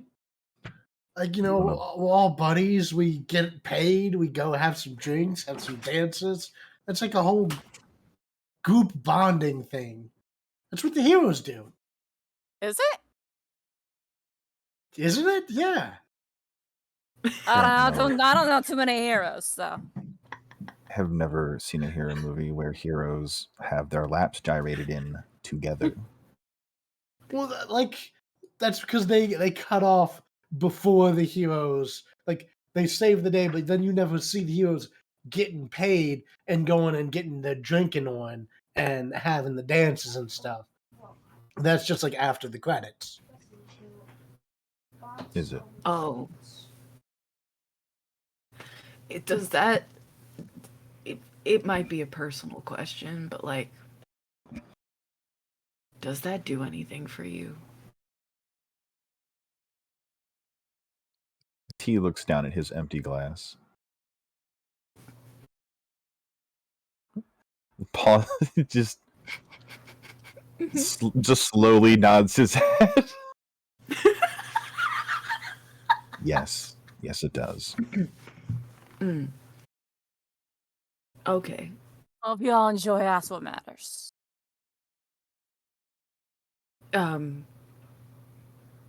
This is gonna sound so bizarre, but I want to do something a little weird. ST. Go on ahead. Uh-oh. So, like, through AR, would I be able to, like, because so much of him is cybernetic, or so much of him is chromed out, rather, would I be able to, like, check his vital signs and be like, did this change anything in his... Yes, I am detecting an elevated heart rate. Exactly, like pure scientific is how she's looking at him right now and trying to understand, like, what do people get out of this, you know? Yeah. He is forced to go Wi-Fi in here. Yeah. So that would be marking him to get a readout on him, so... hacking? Okay. Good lord. I just want to know for science, you know what I'm saying? Yeah, it would be hacking to get a mark on him, and then basically you're doing a read. Okay. I mean, I do already have a mark on him. You have a mark on his back thing, which is a different item than him. Oh. It is not enslaved to his body. This would actually be marking his body in general. Okay, cool. Let's fucking do it. Hey, I got a 3. That's hold on. What is this firewall? T, what is the rating of your arms? Well, actually, no, your head. What's the rating?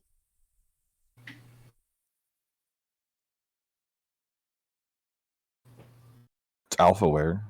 There wasn't a rating Shit. 2, 3. per se. I want to say 3 is enough to get a mark. Yeah, it's just Alphaware. It's not like the top of the line. But it's not like, fished out of a dumpster. Yeah, no, definitely. You can, with a 3, I can give you a mark on him, and you can run a diagnostic. Okay, how do I do that? Am I aware of someone compiling my skull right now? Only Morningstar is literally looking at you. Only if she fails. Oh, okay. I would let you do computer. Okay, I need to handle something really quick. I'm gonna put the roll in there. I'll be right back. Okay. So Raven still have a clean. Save that for later. Raven still have a clean will. Oh dear. So is anyone wanting another drink? There are still strippers at this table, by the way.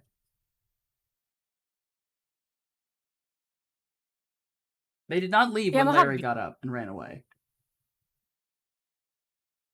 Mojave would be getting another drink. He's just vibing. Just chatting. Just, hanging out. The staff would be happy to offer you more drinks as you sit there. T will respectfully enjoy the dancers without touching. Oh, well, actually, these are table set. This is they Larry already paid for them. These are the ones who sit there and talk with you. You can touch these. Oh my god. This is a different service. This is the bottle service that these guys are paid for. Okay. And Larry basically preemptively bought or paid for 6 people, so that's a lot. Dang, Larry is balling. Apparently, He Larry's was. balling or his wallet is 0 right now. So Morningstar, with a computer of 2, I will allow it to, you can read the vital signs. At least the ones that are recorded by the cyberware, which one of them is blood pressure. Yes, Right. the blood pressure is definitely elevated. Yeah, so Morningstar is like, sitting in the chair or whatever, and just staring without blinking at T103, and just slowly nods their head, like, okay, like, in you saying that yes, it does do something for you. It's like, yeah, I see that, and then it's like, do all people like that stuff have that reaction? I don't think people are simple enough to generalize like that. I Okay. think most might, but not all. And as he's saying this, he's definitely sliding an arm around whichever is like the Is closest nearest. female. Yeah. It's yoink. Meanwhile, almost to contrast, Mojave is like completely keeping his own personal space, but having a normal conversation with one of these people, like about the weather or something. Like, Yeah. I feel like, I don't know. I feel like T103 especially would be like intuitive enough to realize that like Morningstar is using the people around her to figure out if she's normal or not. You know? And that like the way that she's looking at him is not, there's nothing like malicious or even like romantic interest. None of that is there. She's purely looking at him through like this really analytical gaze, and just trying to gauge herself in this world of people around her and if she's normal. Hmm.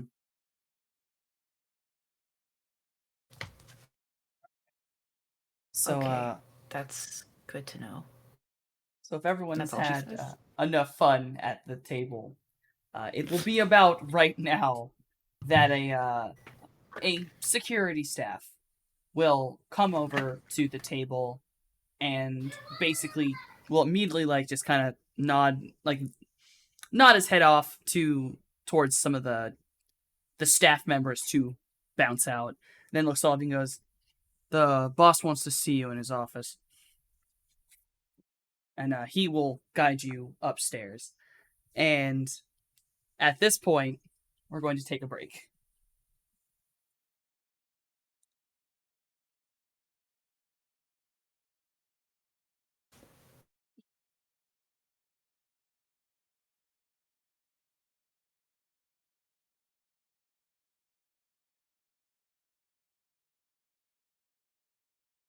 I will Are be we-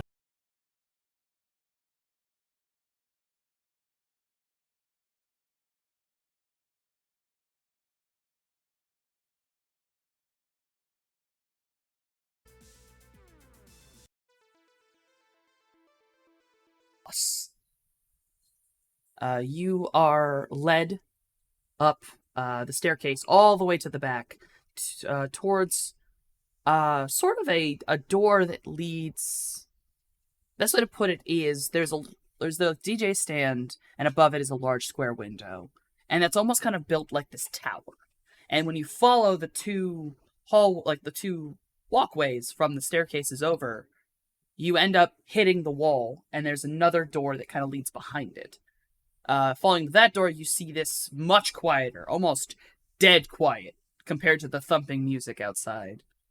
Hallway, very well decorated. You can see there are these massive fish tanks that are framing this large black door. The fish tanks are full of seahorses, different kinds of seahorses. The large black door is engraved with the symbol of the diamond stallion, the horse head over top of the diamond. And the guard basically brings you up to the door, knocks on it. You hear a short affirmation from inside. The guard opens the door and just sort of waves you guys in. He does not enter. The office is very dark. The only lighting in here are the lighting from the fish tanks and the ambient lighting coming from the large square window, which has been tinted, so the whole room is vaguely blue. Just this almost gentle blue light all throughout. Standing at the window in a much different outfit is the same person you saw before. Their hair has been pulled back. Horn still very prominent, but they are wearing a full suit. It is unknown if maybe they were real or fake, or who knows, or they're bound down, but they are now flat-chested behind this very masculine, imposing suit. And as he turns around, his voice is much, much deeper. Ah, there you all are. Please, come in. Sit. I'll have a conversation. Howdy. And there's like two long leather couches that are like around a coffee table desk. There's a desk behind him, but like that's sort of like a lounge area and then his office area. Jason will go in and sit down. He'll like actually probably like put his legs up on the chair. Oh man, this is a really nice place. I like the lighting, the ambiance. Yeah, Mojave just sort of flings himself onto a couch. I think Morningstar is like sort of standing in the doorway looking in on one of the tanks and is just like very fascinated by the seahorses. There's definitely a multitude of them while she's looking. Like little red ones, bigger ones, and including some very rare leafy sea dragons, which are very elegant and very large. T, I assume you will just be sitting down? Yeah. Yeah, T will sit very testingly on the couch. Very sturdy couch. Yeah, Morningstar doesn't say anything. It's like in with the group, but is still like very much eyes on the tank itself.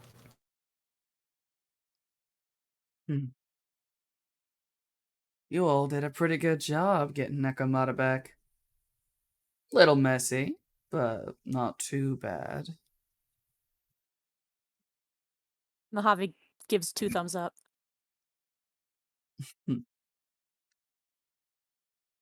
I guess. We certainly did our best. Well, how about this? Introductions, I think, are the first step to some good business.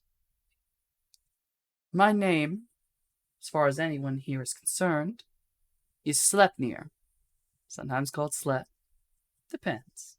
But Sir is something I would prefer. Now, who are all of you? Oh, howdy, sir. I'm Mojave. Nice to meet you. Sort of offers a hazy handshake. He actually reaches forward and takes you, gives you a handshake. That's when you notice the very, very long, very well manicured, sharp, like kind of almost glistening, iridescent nails that he has. Just nice firm handshake. T103.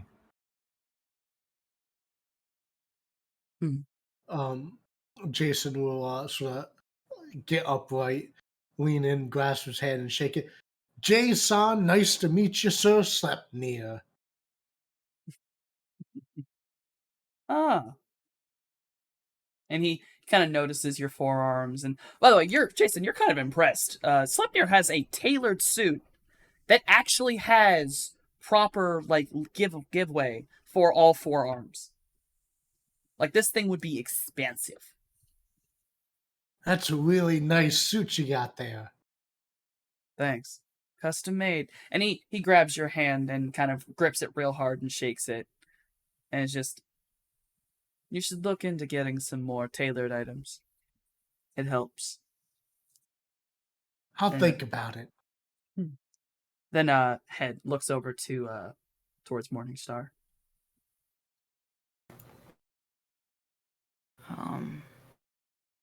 I'm Morningstar. Hi. Hi, love. How are you doing? You look good. Oh, I am good.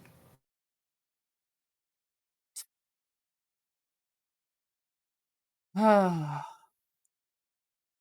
Damn. Nearly twins if it weren't for, guess you're a bit tanner. You mean my mom? Yes, I mean your mom.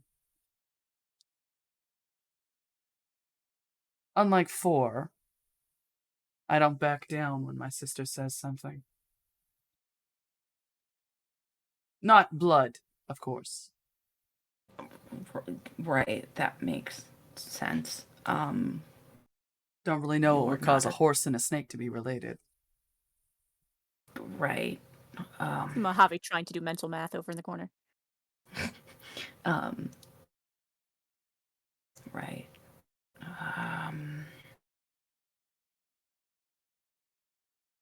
So she knows Yes. about me. Well, she found out when 404 mentioned it. 404 figured it out first. Turns out she wasn't very pleased that 404 said anything. Haven't really heard back if she cared or not. It's hard to tell. Doesn't really emote much. Yeah. Doesn't matter. It doesn't matter. Sorry for that, but who knows? Maybe if you get big enough, you'll have to do a job for the snake pit. Then she'll have to meet you. On that note, though, all of you were rather impressive. Got good skills, decent head on your shoulders. Granted, you've also done some frustrating things. I wonder if you've listened to the news recently. Yeah. Sorry. What about sir. the news? Oh, just a little shootout between a gas station and a burger place. Augie's? Oh yeah, I think I heard about that. Oh, I'm sure you did. You know, do you want to know why 404 got her name? How come? There was It's a an old- crash? It's old pre-crash, actually. Code from the pre-crash. It means not found. Because 404's biggest skill is removing things that are left behind. Erasing electronic traces. Oh. You'll find that the authorities are going to notice that there are no recordings. All cameras off or destroyed. Thank 404. Y'all Yes. can like physically see Morningstar like so relieved. So relieved. Yo. Yeah, that does not go unnoticed. All your faces. We saw all of it. Which also is what made me see certain members of your little group's special skills. And he's like looking at T103, kind of just grinning. he was never really worried about the them seeing his face. So at the news, he just nods his head a bit. Now, I like to run a good ship here, and I'm not about to let a bunch of promising young aspects screw themselves out of a career. So that's why I asked for to do some things for me. And honestly, I'll give y'all something. You got Nekomata back for us, which I appreciate. Now, granted, you also tried to open the case, which was rather funny. But wouldn't have really mattered if you had anyway. Nekomata would have gotten out, no matter what. But you did a job for my people, so I owe all of you a favor. You can either take it collectively for a bigger one, or if you want individual favors, they're going to be a bit smaller. You know, I can't do too much. Busy man.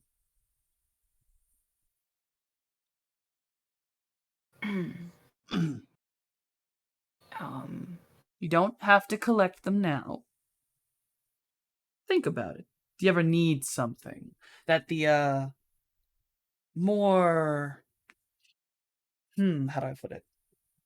In the light individuals can't get you. Yeah, don't worry. As that sort of touches the brim of his hat. We'll keep you in mind if we ever need something discreet. Perfect. Now, I don't actually have a job for you. Just nothing I really need done right now. But I have a friend who I'm sure could use some work. Or work done. Finish my sentences. What does your friend... Who's your friend? Yeah, well, what you got? My friend is let's go with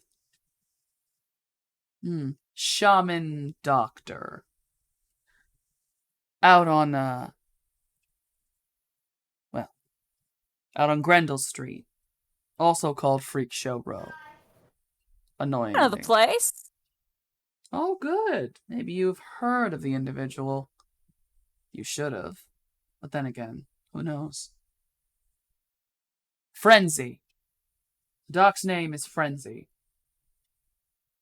You know, I think maybe that rings a bell. Good. Frenzy is a doctor doing some very important research on Grendel Street, dealing with a bit of a epidemic. Problem of growing proportions. There seems to be a bit of a massive spread of, well, let's see if you all have even heard of it. HMHVV. Would I have heard of it? Right. Would I have? Actually, you would have. You have heard it fully done on the news. I would need, if someone wanted more detailed information, either a knowledge check if you have something pertaining to, like, medicine or some such, or Which if you have medicine, you can roll medicine and logic, and I'll let you put it together. Oh, Can don't I think get a first aid? I'll let you do first aid. It's just going to be a little harder to do. I don't think I've done knowledge as yet, but I do have medicine. I think I would want to do a rumors check about it. Rumors I'll allow. Okay. How do I roll things again? Go to first aid, you change it to logic, and then limit it by mental. Okay.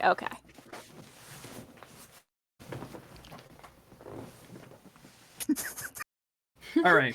Nope. I will give the medicine in the first aid check. You know what HMHVV stands for. Human, metahuman, vampire, virus. The 3 on local rumors. Human, metahuman, vampire, virus is been around for a good long while. It's a magical disease, basically impossible to cure, only stave off. Once someone is turned, someone's turned. People can turn into a variety of things called every which such, and there are people who just straight up die from it. Just happens. It's intensely dangerous. Some of the fastest people who've died are ones who've had cyberware or other such things that, well, some people would refer to as dehumanizing. Those are the people who die fastest from it. Okay. Yes. So Morningstar will sort of like, almost like a computer, say all that. Her eyes kind of shifting back and forth. So it almost looks like she's reading. And she, after she says the fastest people who die from it are those who have cyberware, or things that would make them dehumanized. Her eyes kind of move to T for like the briefest of seconds, and then she looks away because she realizes she was staring.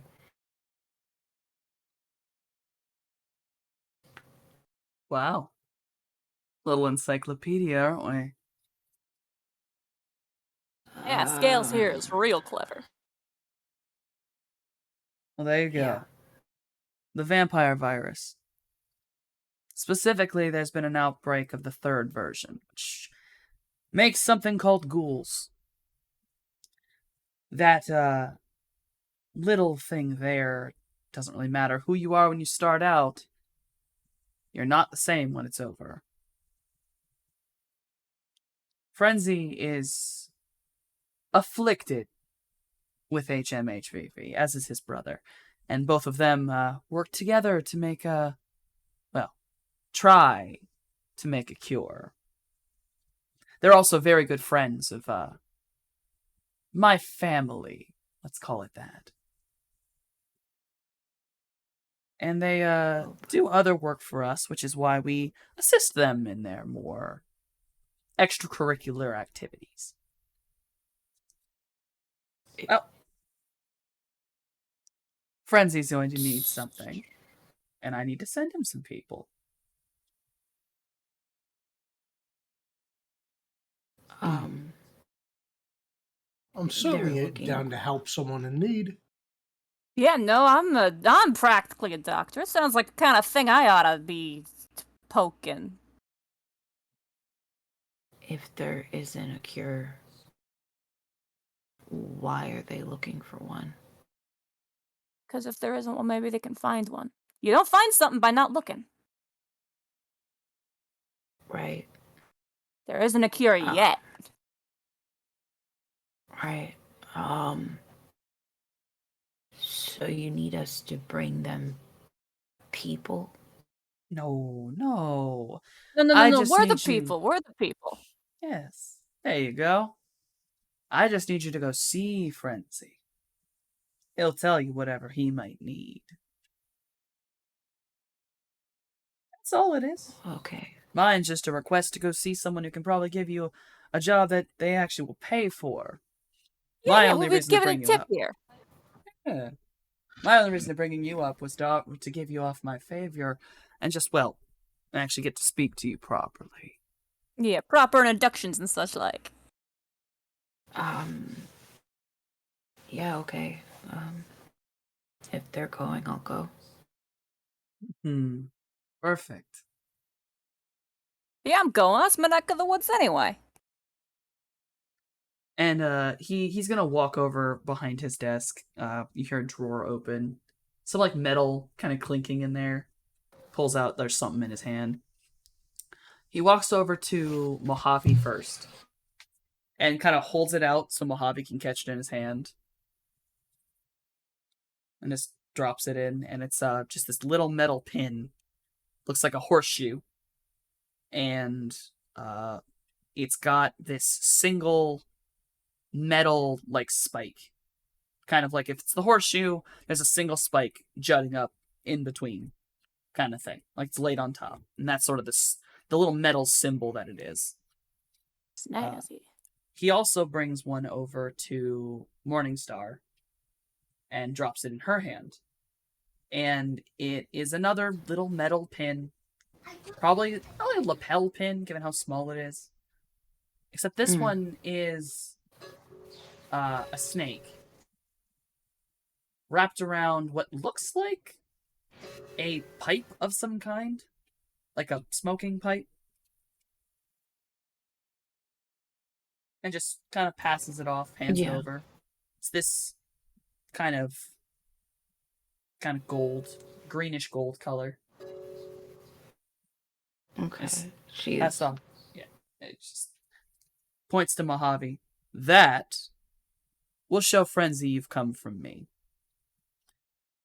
Because Touches Frenzy the brim doesn't of his like hat again. Frenzy doesn't like to answer a phone. So I have to be a bit more creative in ways to get him to understand things. And that Well, one, I don't got a problem, so it all works out. and that one, and he points to the one in Morningstar's hand. That will get you a free pass into the snake pit once. My sister can be a bitch all she wants. I'll just be a bitch right back. Be careful, though. You go in there once, you're gonna get that pin taken from you. You get one shot, kiddo.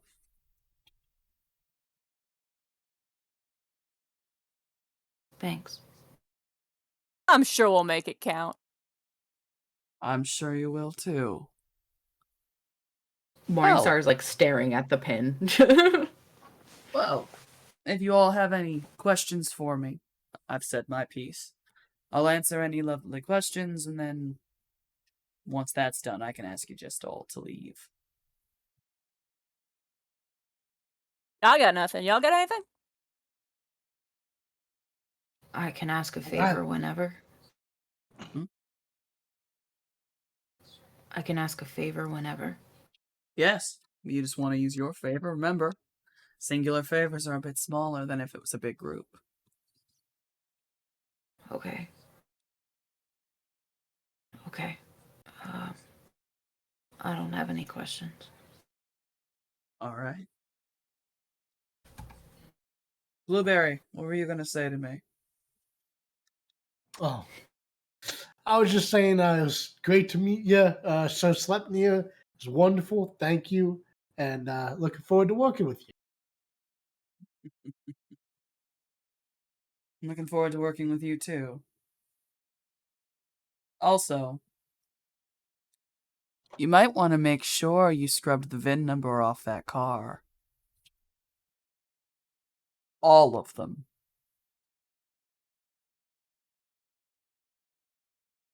I'll double check. You did steal that car. No, I bought it.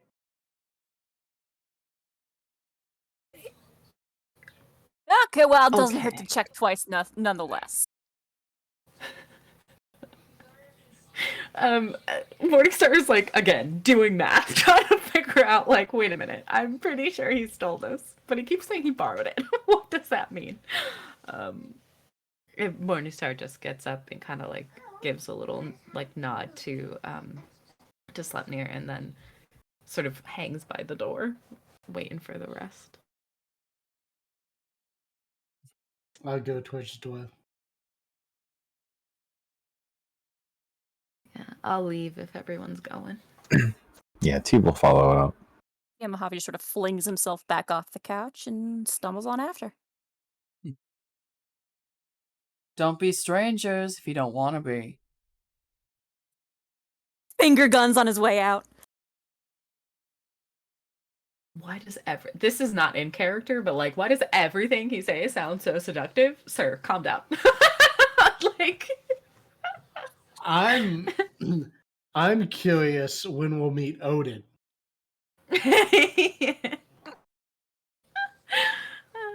Yeah, I think when they leave, I mean, I don't think there's anything else we need here, but as they leave, Morningstar will like wave bye to Nero before actually like collecting their things and heading out the door.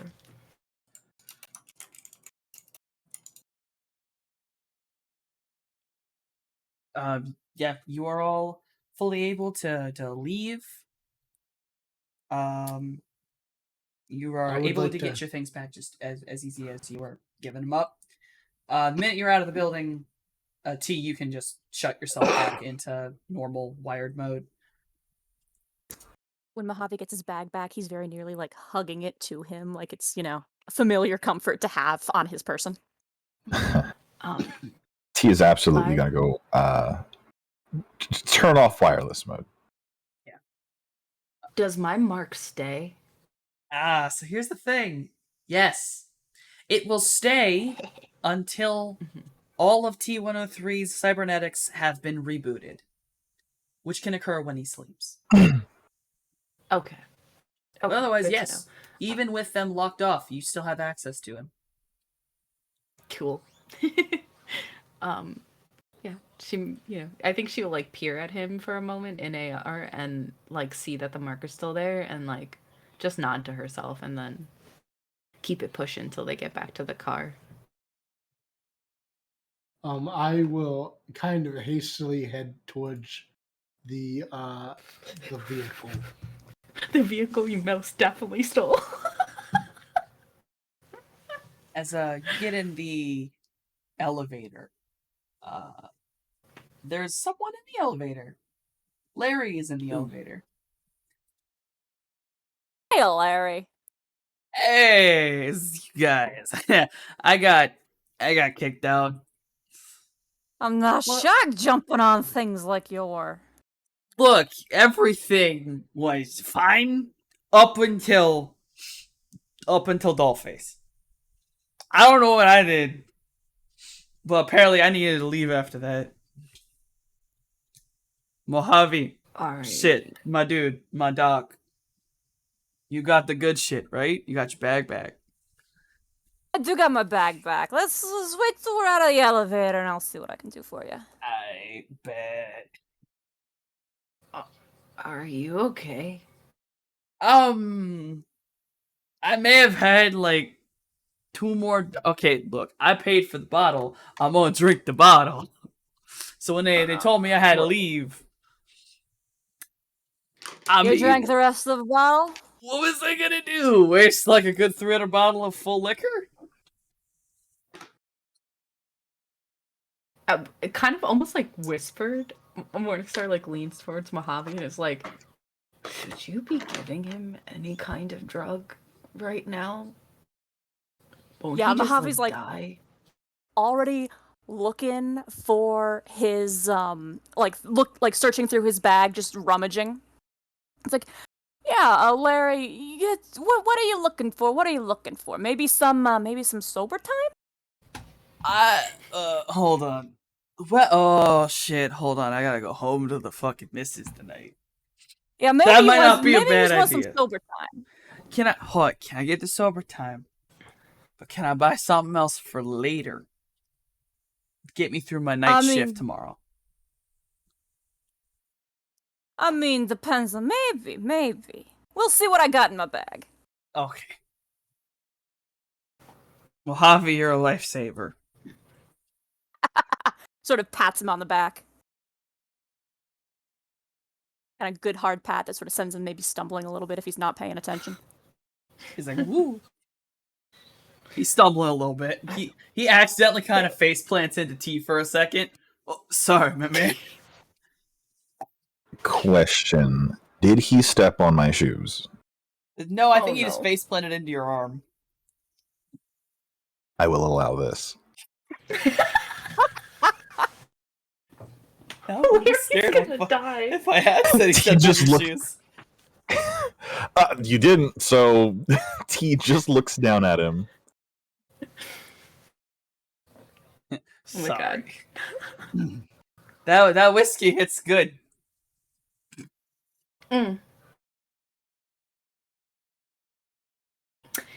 I don't know if you should be at places like that if you have like a family at home. I ain't got no family. Just a missus. That's different. Besides, she's got her fucking bridge club, and he has a big air quotes when he says bridge club. I can do whatever the fuck I want. She got a goddamn fucking pool boy and shit.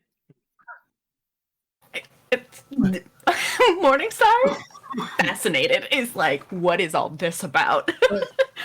But man, like, how can you have fun without the missus? Like, shouldn't you be bringing her with you so you guys can like drink and like watch strippers together and stuff like that? Oh man, she's fucking. Hey, I Jason, at least it ain't our business how other I folks want to hush. party. Shut the fuck up, Mojave. I at least just want to watch, bro.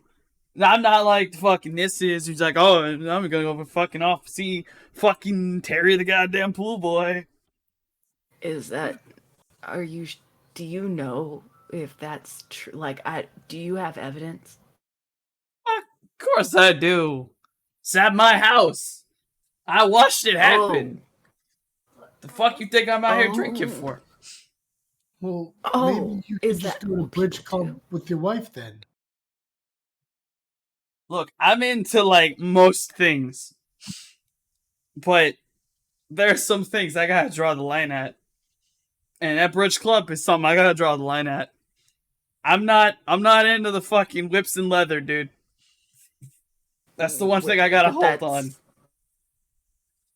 Is that why she talks to Terry? Yeah, I think. Listen, Oh. she talks to Terry because, look, I don't want to wear the fucking lacy collar. It's weird.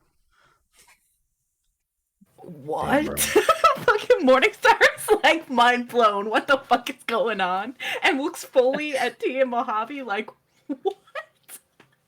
Damn, Well, bro. maybe like you like Larry, man. You like the strip clubs and stuff. Maybe you could go with your wife, and you can both make Larry wear. You can both make Terry wear the lacy collar. Looking at Jason like, my guy. Oh, hold on. Look at Jason. I don't think it's our business to tell Larry here how he's gotta have fun. The We all gotta elevator. do what we gotta do to get through the day.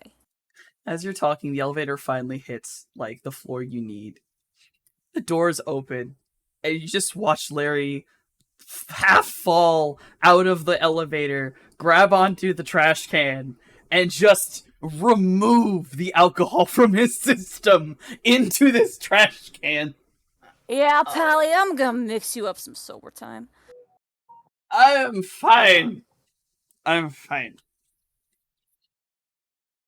Yeah, and He is Mojave not just sort fine. of like sidles out of the way, crouches down on the ground and begins rummaging through his bag, like holding up mysterious little vials and powders. A little bit of this. Now that's glue. This man is your friend, Mojave. What'd you say? This man is your friend. As we're acquainted, yeah. Okay, he's currently purging into a trash can, you said? Yes. T will help him the only way he can think, which is to grab his ankles and hold him upside down over it.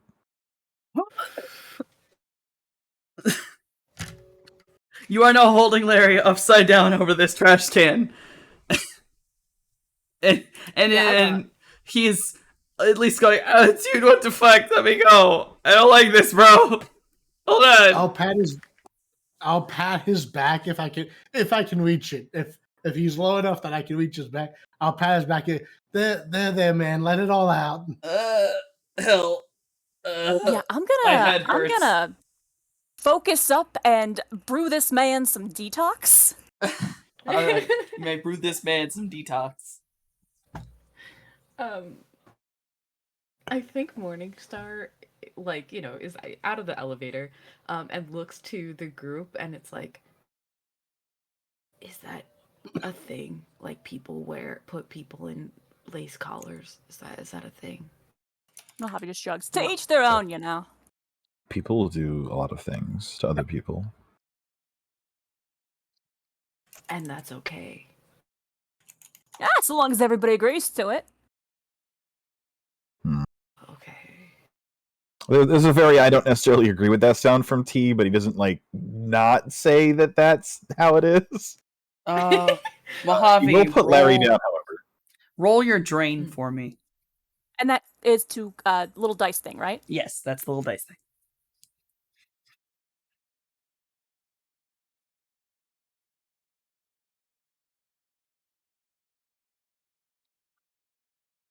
Oh, goodness. Give me 2 seconds. Now I have a whole new system.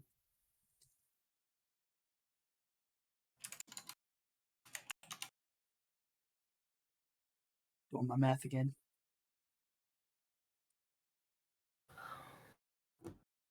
Okay, Alright. so people do things to each other so long as everybody's okay with it. Yeah, And basically. that's normal. Okay. I'm gonna give that the detox doesn't it might work. It might work.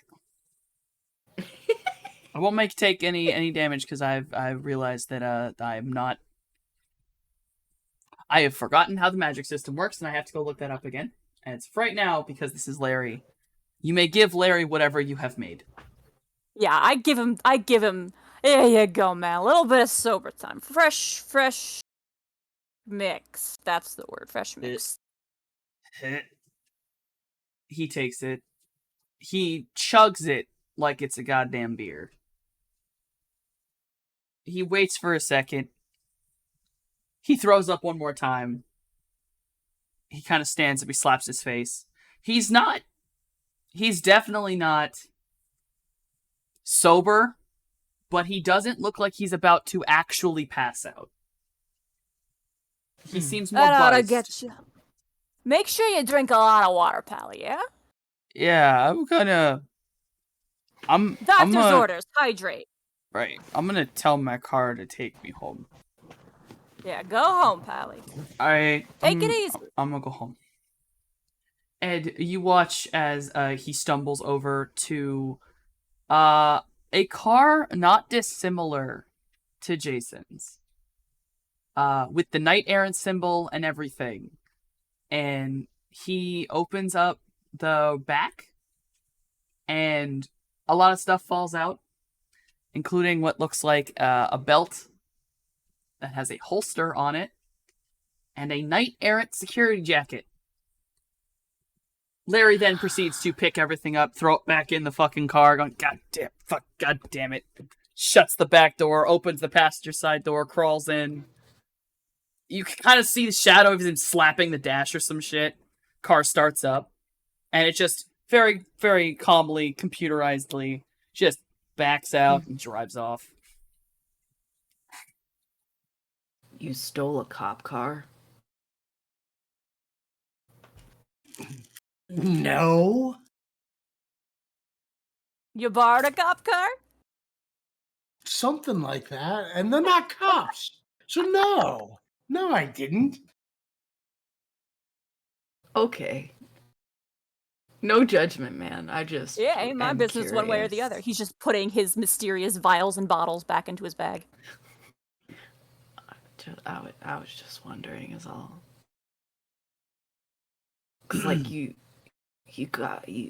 have like a really nice place, so it's like weird to me that you would need to borrow a car rather than just like buying a car. You know? Like of course I have the new yin to buy the car. Like, yeah, duh. Okay, so you got the new yen to buy the car, but you didn't say you used the the monies to buy the car. What is an insight check in this game? I'm trying to figure this man out. See you's being tricky with the languages. Insight checks in this case are a contest versus a contest. And I don't mean contest, I mean CON, then a test. Oh, got it. Con is actually confidence. It's a con. It's a lie. And to see through a lie is actually to understand that. So if you do not have the skill con, what you'd be rolling instead is just a defaulted charisma. So depending on how the two are, it would be charisma v charisma.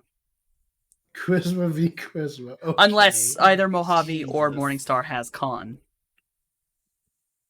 Not at all. I believe Mojave does. Do you think I need to roll this? Well, you know what? You might glitch. I'll roll just a straight charisma. Yeah. Yeah, straight charisma. If you don't have con, straight charisma. If you're trying to lie, if you're trying to figure it out, Either way, one of the way, other. What's the other attribute? Because it's asking me for it. Or do I just put charisma again? Oh, it should have been a defaulted one. So back down the skills how where do it's I- default. Oh, got you. Yeah, sorry, And con then is a limited skill, by what, so- mental? Yeah, social. Social. Yeah, no, I'm not gonna roll. Mojave called out the use of tricksy language, but he doesn't care enough to try to pry further. I don't have a fucking clue, dude. Well, I mean, I'm a little curious. So, out of character, like, I spent at character creation. I spent the new yen to get the vehicle, but just for like lore reasons, we said I jacked it. So, I mean, both. Technically speaking, it is all in story. What we did in character creation is what we did in character creation, Duskavian. But in lore, you took the car. You got the new yen to buy it, but you didn't say you used the new monies to buy it. But So, yeah, no. Morningstar is none the wiser. It's impossible to tell. Yeah, like, I can't figure this guy out. What are people? Mojave has suspicions, but Mojave doesn't care Doesn't enough care to enough figure to it out. pry.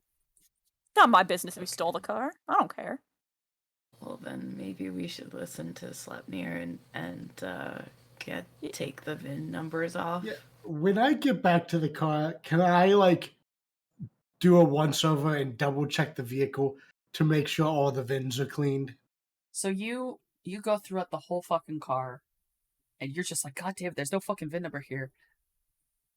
And I'm gonna give it, your mechanical knowledge kicks in. And you Okay. go, shit.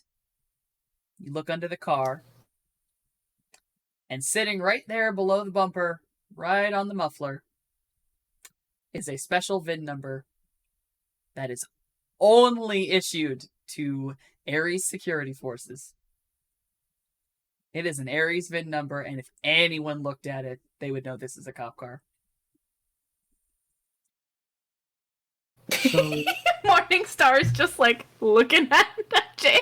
is there Just staring at anything him. I can do now to work on that, or what is the process for getting that taken care of? The only thing you can do is you actually have to file the VIN number off of the car. Which will just take time. You don't actually have to roll for it. It's just taking a file to the muffler.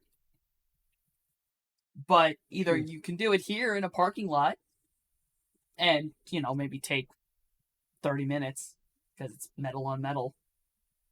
Or you can go home and try to do it in your own garage. Glue something to cover it up. A little bit of duct tape right there. I want to go ahead and take care of it. Hold on, I'll be just a moment. I think there's something loose back here. It ain't any duct tape? I got some duct tape. Your little roto drone kind of comes out of the crevice, comes around behind you, and pops on a flashlight for you. Okay. Mojave comes over to watch. He doesn't have a clue what he's looking at, but he comes over to just be like, oh, yes, mechanics. So you all are sat there for 30 minutes as Jason is fixing the car. Is there anything you want to talk about? Yeah. I actually think Morningstar will get into the car and will just be like door open, kind of just sitting on the edge of the seat, feet dangling out the. I mean, I say dangling. She's 6'7". She fucking just has her legs out of the fucking car. This is an Ares Roadmaster. Depending on how long so your maybe legs they are, are you actually dangling. could be. Your tail would probably Okay, hit the so ground, but Yeah. Oh, her tail she has around her because she's funny about it. But yeah. So I guess her feet are kind of dangling a little bit. She waits for things to be done, just hanging out. So you pick up this car recently? What's the vibe here? I think there was just some metal burrs on the muffler or something like that. No big deal. Just needed to file it down. It's all good now. Yeah. Does that happen often? You know, stuff when you get a new car, sometimes stuff's just a little wonky, and you have to get it sorted. Yeah. So it is a new car then, to you, anyway. Yeah, exactly. Just Gotcha. T and I picked it up on the way. Yeah, how'd you two meet anyways? I was just, working. I was moonlighting as a doc, and he needed some help, and I helped him out. You was moonlighting as a doc? Yeah, rest history. Well, not like the like patch you up, stop you from bleeding kind of doc, like the fix your metal bits kind of doc. Oh, right. Gotcha. Because I was gonna say, I'm practically a doc. Yeah, and I'm practically a cyber doc. Hey. Sort of, if he has a free hand, one of the four offers like a fist bump.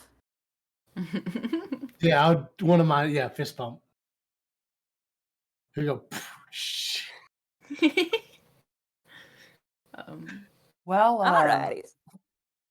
while you all are filing the serial number off your stolen cop car, T, your comm link goes off. Oh, you will produce the phone and see who it is? You check your comm link, and it is a message from a contact known as Starry Eyes. This is your fixer, if you remember, the one Right. you had not ever met. Yeah. He will use this moment to escape the conversation of how did you guys meet and just hold up a finger and walk away. Morningstar's actually gonna follow. And he will answer the phone. She's gonna stick to kind of shadows a little bit, but she's like watching. So, you answer the phone. Hello, T. Speaking. I have a job for you whenever you have time.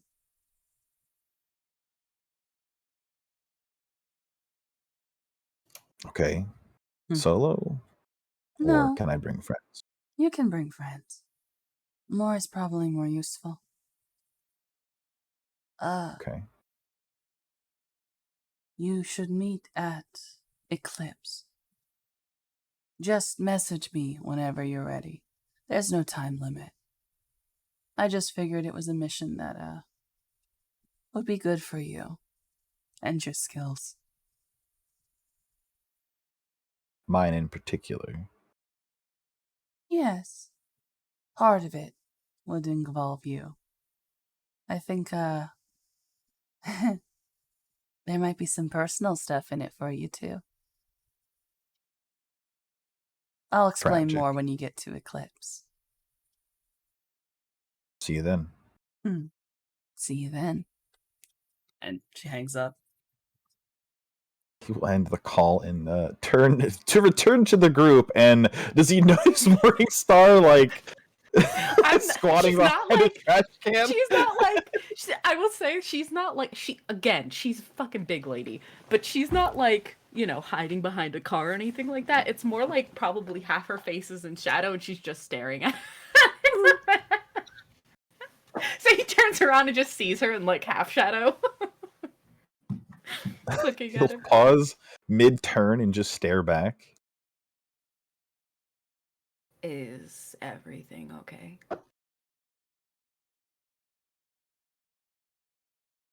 The eyes will narrow slightly. Is everything okay? Oh, I don't know. That's why I asked. Yeah. Okay.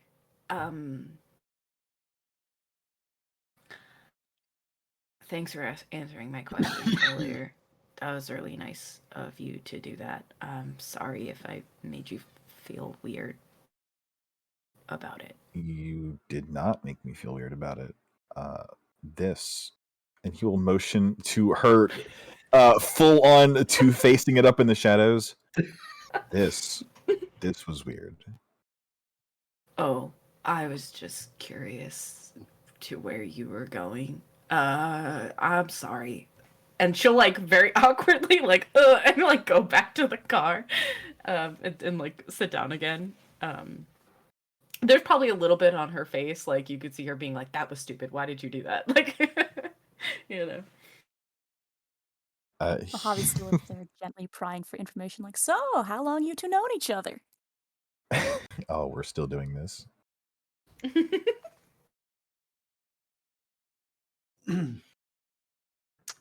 Hey, looks like the car's all fixed and ready to go, guys.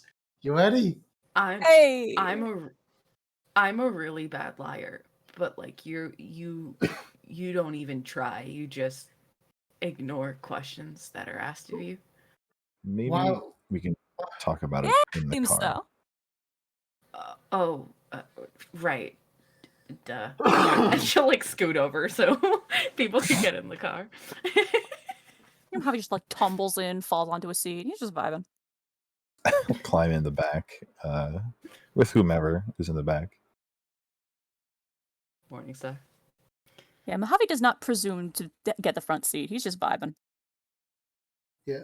So Jason will start driving off, heading to Frenzy, I think was where we're going. Yeah. You would So I'll be driving towards where Frenzy's at. that's on Grendel Street. It's you weren't really given an address, just told it's on Grendel Street. I am driving to Grendel Street. Yeah, so like, I was moonlighting as like a cyber doc, fixing people up. T had some issues, I fixed them up. The rest is history. Yeah, how recent's the history? I'm just curious. Couple of years, couple of months. How far back we all go? Yeah, something like that. Couple of days, couple of weeks, couple of months, couple of years, like in that whole time spectrum somewhere. Yeah, Gotcha. exactly. Gotcha. If you don't wanna give me an answer, you can just say I'd rather not say. Like I'll accept that. It's cool. It's definitely been less than a year, for sure. Okay. Yeah, no, I'm just wondering, idle curiosity. I want to get to know my new friends. So how long have Yeah. you been a doctor? I mean, I'm nearly a doctor. I'll say that much. But near about long as I can remember, I've been trying to get good enough to fix people doing stuff. Yeah. Nice, that's good. That's great. And why we're all getting to know each other. Scales, how long you been a Decker? Uh, when he says Decker, does she even fucking recognize the word? You've been online. You've been online long enough to know that Decker it's just a hacker. It is what you are, kind of. It's not what you are, but it's what you pretend to be.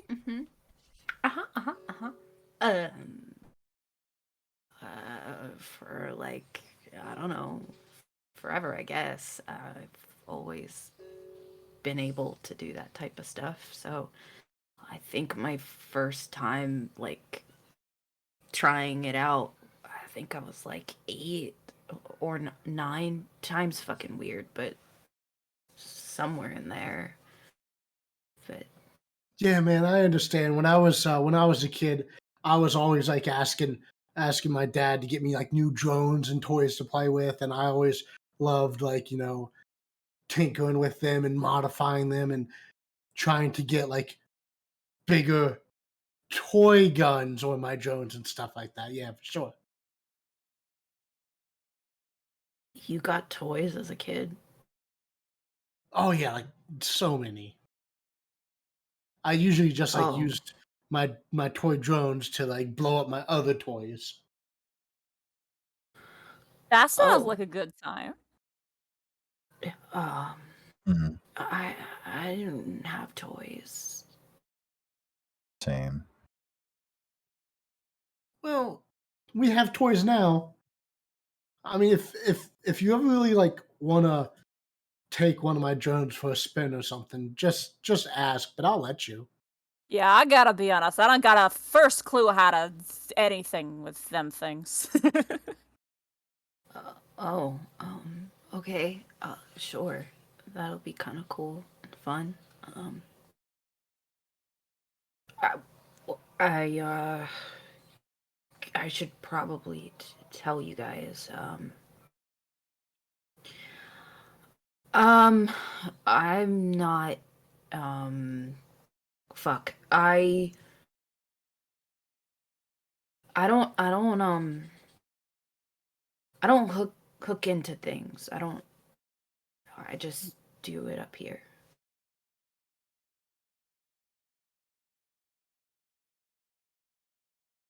Come again? Okay. Fuck. Cause like you have like a thing You got that like a you. wireless data jack? No. No, I don't. I'll give that Jason should be tech savvy enough to know there is no such thing as a wireless data jack. Right, which is I'm pretty skeptical. Like there are Which is why, ways of like- being wireless, but they're really hard to use. There's the cyber deck, and yes, but that's a control unit, and you've never seen her with a control unit. And if she's saying she got what, she doesn't even have a jack on her, like, huh? I don't have one of those. I mean, my like wireless control rig, that thing's like huge. Like it's suitcase sized. I don't think they make them super compact, and I don't know where you'd be hiding it. That's what I'm trying to say. I don't have any kind of deck. You're just real I- clever, yeah? Would I be able to put Not two and two really. together? I will Or do I- give that technomancers are scary enough and mythological enough, but like they're known. And especially Okay. in the corporate world, they're known because they're a commodity. Gotcha. Oh, Oh, that's why I didn't want you to call me Morningstar. shit. So you're like technomancer? That's what people call it. Yeah. Yeah. Oh man. At my dad's lab, they had a couple of those. What? Pardon me. There's a moment where Morningstar's eyes go really wide, and it's like, I what mean, was that? not in the department he worked, but you know, What he made What drones. what lab did your dad work at? Yeah, Aries Tech Seattle. That's right. Oh yeah, my dad worked for Aries. Oh, right. Okay. Well, yeah, I don't know. I was born in a lab, so I don't really know too much. But Yeah, I Hey, you're don't in good know. company. I don't really know too much either. Yeah, don't worry about all that. Scales, your secret's safe with us. I mean, honestly, fuck the corporations. That's why I'm here. I don't want anything to do with my dad. yeah, me neither. I mean, my dad, not your dad. I don't know your dad. My dad. Screw you, Dad. I'm a war He's kind criminal. Yes.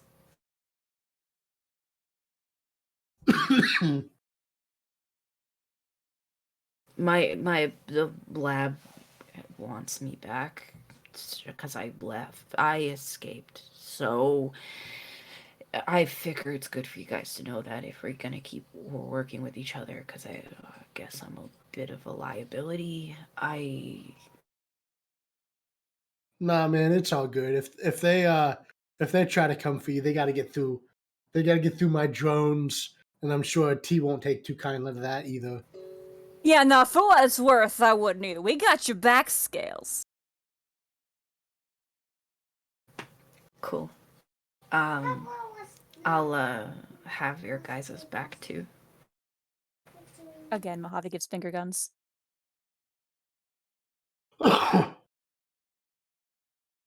Nice.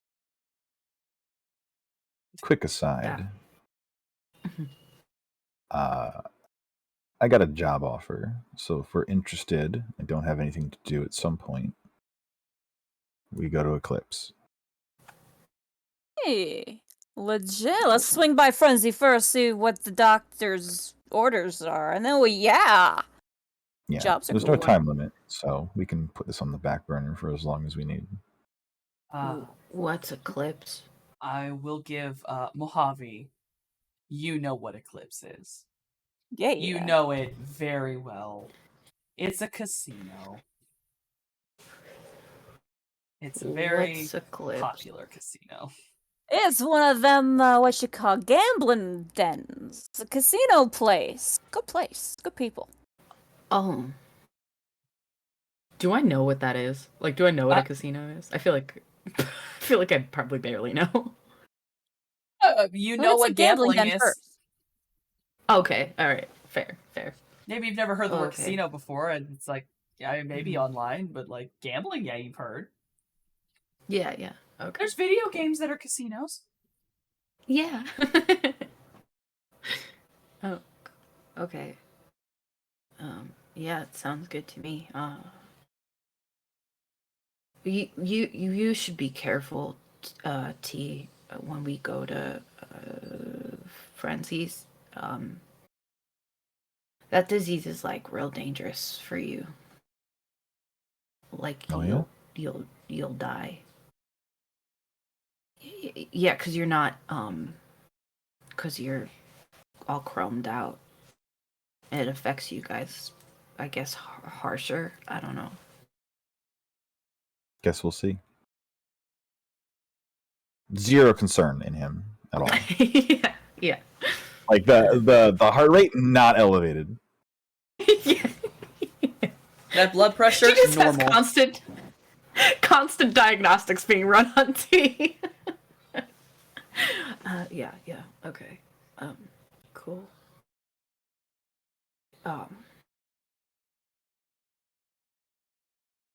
So Okay. You're good. you all eventually make it to Grendel Street, park in a similar place you had before when going to I believe it was the Viper Den. And it's the same as it was the other night. There's people walking around. There's just, it is Freak Show Row. It doesn't, no one stands out here. Everyone is equally as strange. Normal does not exist. Still here? Huh? Oh, sorry, I didn't mean to interrupt. Sorry. No, I didn't hear what you said. Oh, is Augie's car still there? Oh, no, that was not Freak Show Row. Oh, my bad. No, you would have I will say you would have passed by that, and it was still a like no police were there, but it still was crime scened off. Tape everywhere. So you park the car back where you had before, and you guys can walk down Freak Show Row. How are you going to go about finding Frenzy's clinic? Yeah, I got any idea of where it might be? Because, like, I live here. You know where plenty of clinics are. Roll me a memory test. Aye. Where is that? Found it.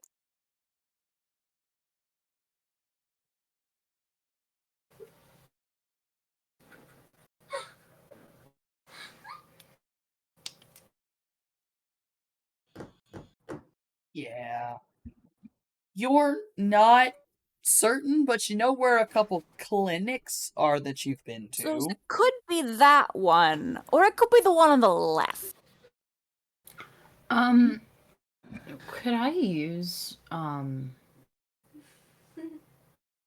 Could I use like rumors again Not to for try this. to see if like not for this is not that Not type of for thing? this. Okay. How Okay. long? How big is Grendel Street?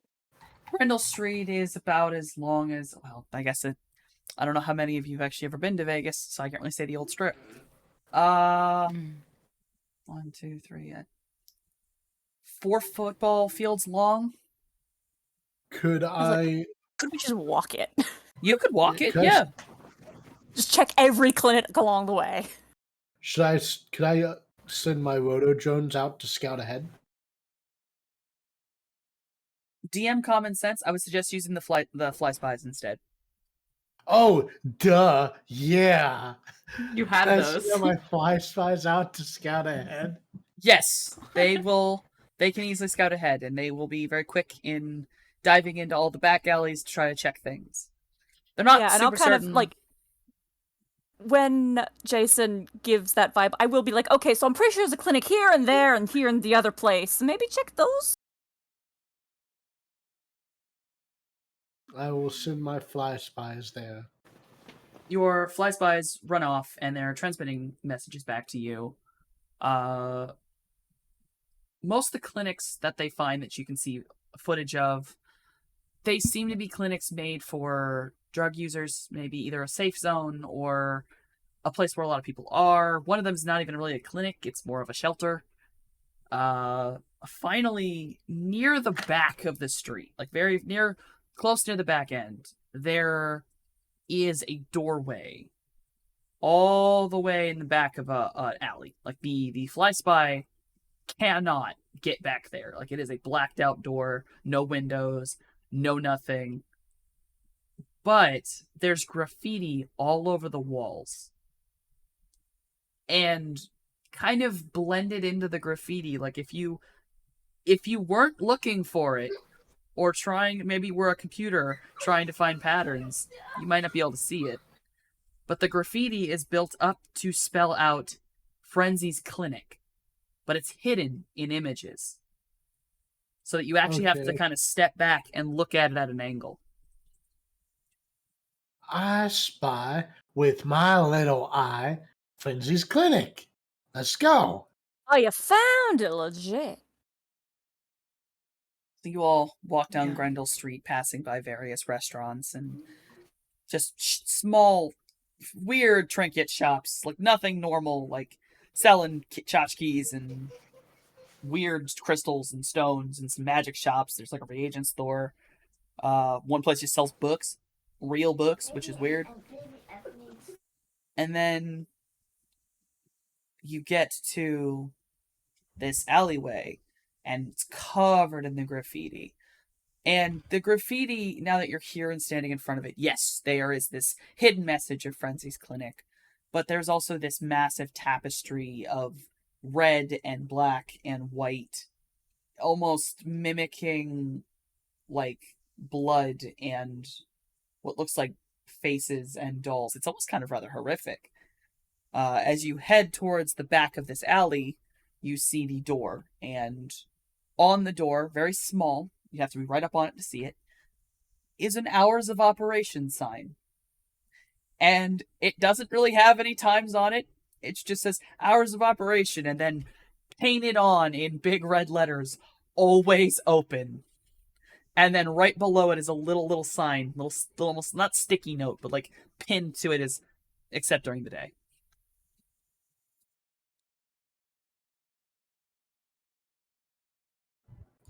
Some nice pictures Wow. around here. Just looking at the graffiti. I get. Do we just walk in? Oh. I We can will knock. go up and knock. You knock on the door, and you just kind of hear from within, "Ah, come on in." I will open the door and let everyone else in, and then I'll go in. You open the In we door. go. This is, you enter into a very open room. If this place did have walls, a lot of them have been broken down. Most of them are columns. Now, in place of these walls are the best way to put it is if you've ever seen those temporary, like, curtain walls that are in infirmaries. Rows of beds. Like, this is an infirmary with various, like, on like a certain wall over there's like these fridges. A lot of fridges, a lot of cooling areas. Keeping something cold. IVs are held up. There is a section off away from the infirmary where it is it's basically an area where someone is actually doing it. People are giving blood. It's just an entire station built to just take blood and put it into bags. There is actually a gentleman standing there, very skinny. A little, like, skinny enough that if he wasn't wearing clothes, you could probably tell that this man's a skeleton at this point. Very baggy clothing, at least a poncho over top of him, but you can see he's not wearing a shirt under it. And so there's just this pasty skin that's stuck to his ribs and his stomach. Mm. And he's basically just taking blood from someone, putting it in a bag, and, like, tapping their arm, making sure they're fucking fine. Smacks him on the head to get out of the chair. He turns to look at you and goes, are you here to donate or take? We were told we might have some business with, Doc Frenzy. Sort of pulls back, he pinned the pin to his lapel. Oh. Well, shit.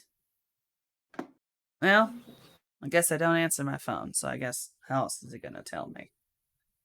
Yeah, I got a couple jobs, but, do me a favor. Head back there, and he points to, like, an open doorway behind him. Go sit in the office. I gotta take care of some patients first. Then we'll talk. Touches the brim of his hat, strolls down Morningstar that way. looks wildly uncomfortable and, like, scared, and may or may not be having a fucking flashback right now. So she's, like, numb in the ears. She can't really hear anything that's happening right now, and is just, like, staring middle distance around, like, IV bags in this, like, hospital setup here. Jason will start heading towards the back room, the office, and if there's like a comfy chair or something there, he's totally gonna like sit down, lean back, and like put a leg over the arm. There's furniture back here. Very mismatched. It looks like it got taken off the side of the road. It's like, yes, I found this because other people didn't want it kind of scenario. The desk for this office is nothing more than a disposable plastic table, basically. Temporary table, it just folds up. The chair is old metal bar stool. You're actually shocked to see any kind of technology in here with a computer. But it seems like it's the most expensive thing in this room, so you can sit in any of the odd chairs around. They creak a little bit under your weight. Mojave just sits down and chills on the floor.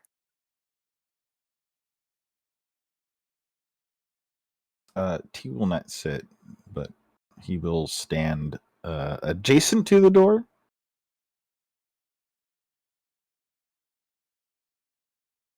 And was Morningstar, like, when scared, was Morningstar actually frozen, or has Morningstar followed the group to stick near them? No, she's frozen. Doesn't actually see them. She's like fully Oh, she's having. gone. Yeah, Oh, yeah. she's like having Oh. 1,000-yard stare moment is like So- not registering shit. He was bringing up the rear, which she has done several times. So he would have followed the whole group. So that she has stayed causes him to place a hand on her shoulder. I don't know how to do this in this game, but she's essentially having like a PTSD moment, and so I don't know how you want to play that, ST. That But would I be- imagine the contact would cause some sort of reaction. There is a composure roll. Oh shit. In the okay. attribute section, there is composure. Okay. Oh, I see it. Okay. Let's click it. It's a 3. That's actually not bad. I would say that in worst case scenario, this would have shocked you, scared you, maybe you'd run.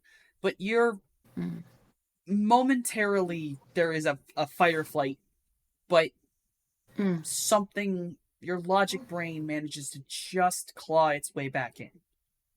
You're still uncomfortable. This is a horrible place. You don't want to be here. I would almost give that, given your past and Thousand Yard Stare, I believe you're probably currently nonverbal and will need some time. But you are at least aware enough to recognize T, and that you do recognize that you are not back there. You're somewhere else. So he's at least succeeded in vaguely bringing you back. Okay. So, you would see Morningstar. She kind of like jolts a little bit, and you will see like in the scales that she has that kind of go from, around her body or whatever, there would be almost like a shimmer effect that happens. Essentially her version of Goosebumps, right? And she will look at T with like these wild panic eyes and start like shaking her head. But she can't say anything. She's pretty nonverbal at this point. And yeah, so she just looks very upset. Is actually going to take her outside for air.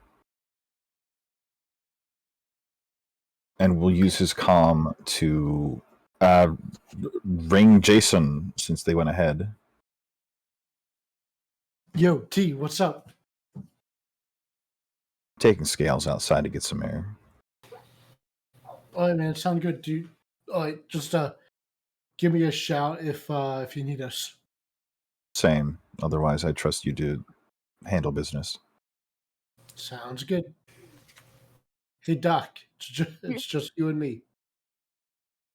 Alrighty. What's up? No, Scales just need. Oh, yeah. I'll catch you later, T. I'll hang up. Scales needs air, and T's watching her back. Gotcha. Okay. He's just gonna guide her by the shoulders out through the front door, just not too far away, just maybe to the curb to like have a sit. Yeah. I think that she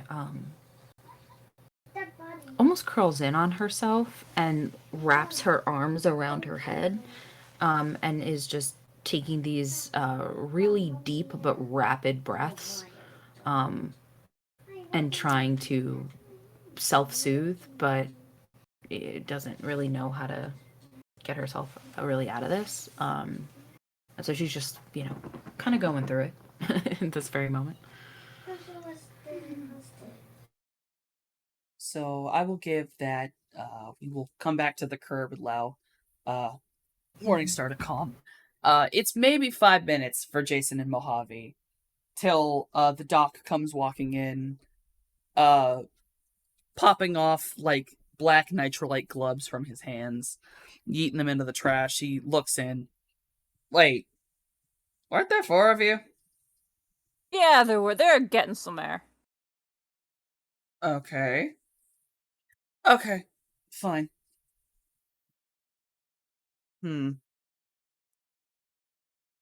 How can we help? Right, help. Oh, God, I'm tired. Forgive me, I haven't eaten today. My head's... You don't mind if I eat, do you? Do what you gotta do. No, not at all. I'll pull out a Snickers and offer it to him. Sorry, sweetheart. Liquid diet. I got it, yeah. Sometimes, it's nice to do a smoothie cleanse. He goes over to a fridge and pops it open. And in this fridge are blood bags. He pulls up one of the blood bags, opens his mouth, and in fangs shorter but not dissimilar to Scales's, bites right into it and just actually drinks just drinks the whole thing like a damn juice box.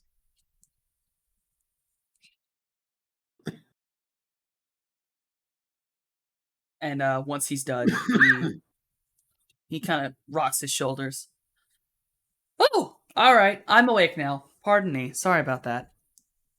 He throws that in a You make that biohazard look trash. good. Practice. What's it been? 30 years? Dang.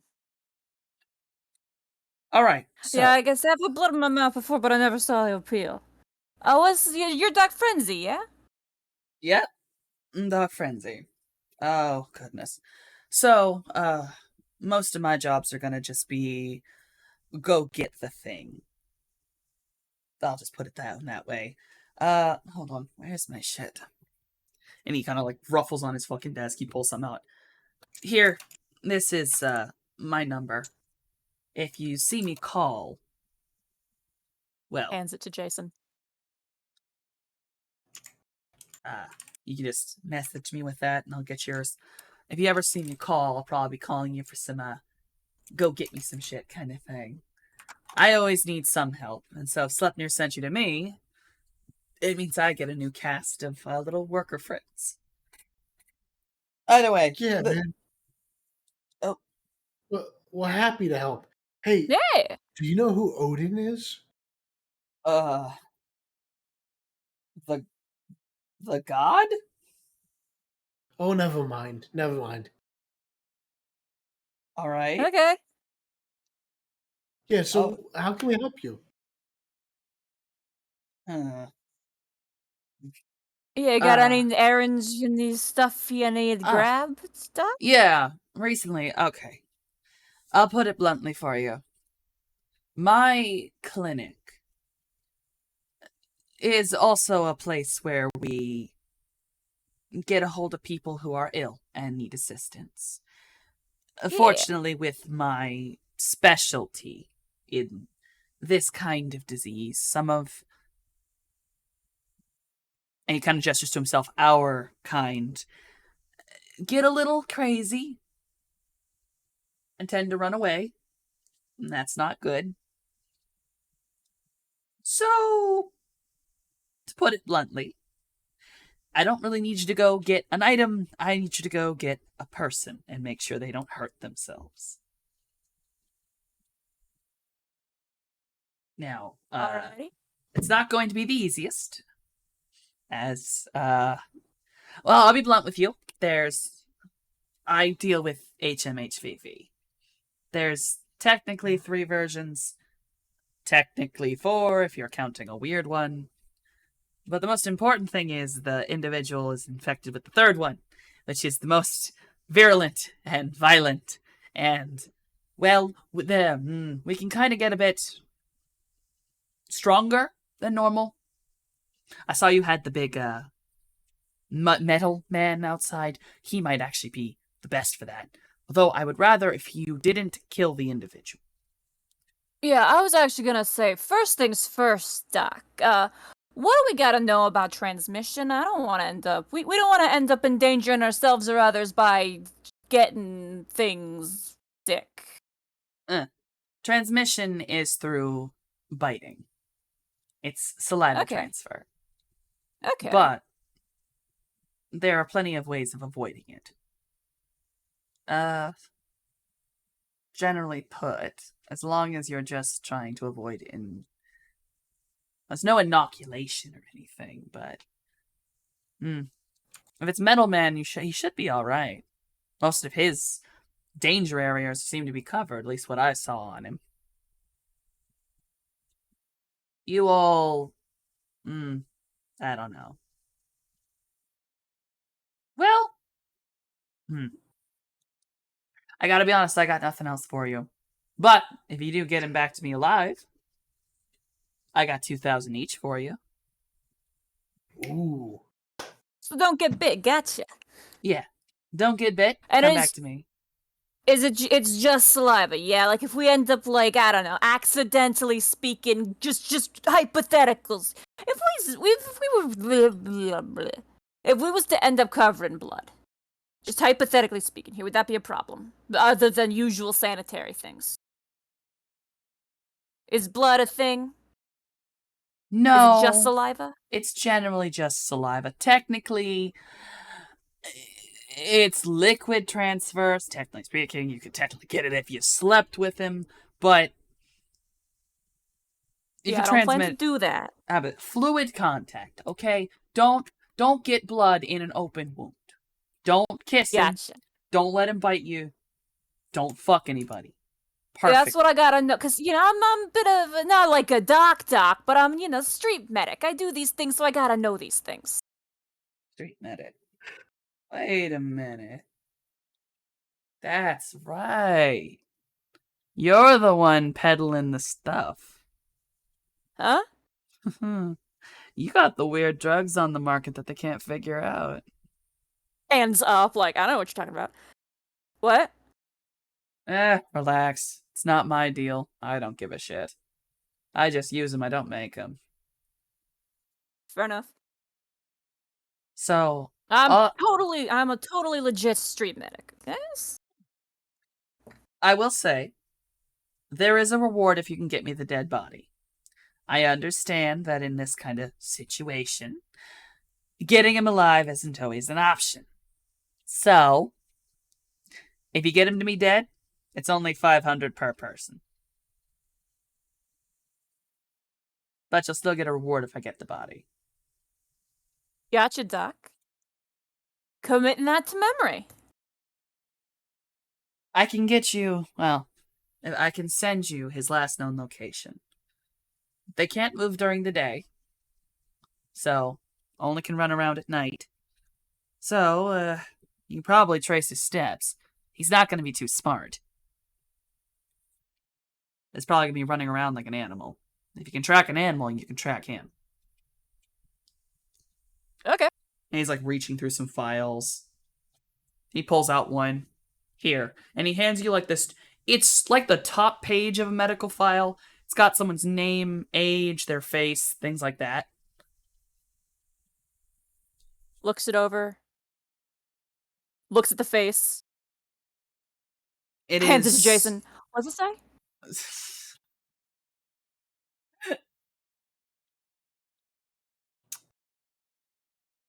What does it say? It's just the top page of a medical file. It's got his name, his age, date of birth, a picture of him. Okay, yeah, cool. We can take this, show it to T, and I'm sure we could find this this person. Here. And he pulls it out and he kind of writes a couple things on the back of it. Those are the last places he was seen that we've gotten a good glimpse at. Where's those? Like, staring at it, but asking anyway. Huh. Okay, guess you can't read. It's it is one of them is at the local junkyard. He has also been sighted at the Covina flood wall. Shocking enough, near that stuffer shack you guys had been to. And the last place he's been seen was apparently sighted on top of the flood wall itself, which would require him to have gone through the sewer.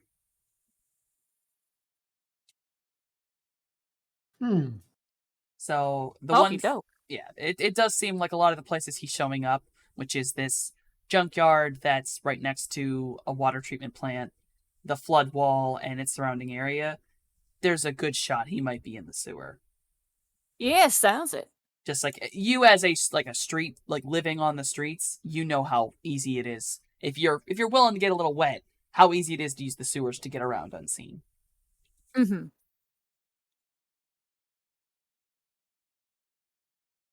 So, it's a simple job, but are you willing to do it? We gotta go back and talk to our buddies first before we can say for certain. I'm not gonna put any words in their mouth, you know. I mean, But, They're willing, We I'm just, willing. we just got to get this guy and bring him back alive. Like, that seems easy enough, I guess. I mean, right, Doc? Yeah, some proper hero stuff. Kind of gently Yeah, proper punches hero stuff. Jason's arm. We are totally down to be heroes. Like, hopefully, we won't even have to aggressively defend ourselves. Yeah, I'd rather not do that. Oh, well, given that, make sure you bring some restraints. Oh yeah, I yeah, got some duct tape in the bag. that'd be good. Restraints for If you want to use sure. duct tape, I suggest using 4 or 5 layers. All right, well, let's go. Let's go. Let T know, and let's get this taken care of for the good Doc. Yeah, see ya, Doc. We'll be in touch. Shit, good. Let's hope you guys do better than the last group. Yeah. Hey, Softy, quick question. Yes. Seeing as that vehicle is stolen, do you think there would be any restraints left in there?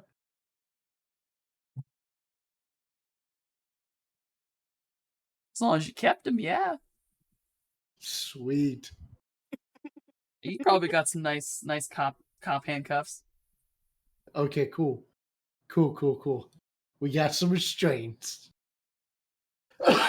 All right, so I'll head back out to where T is at.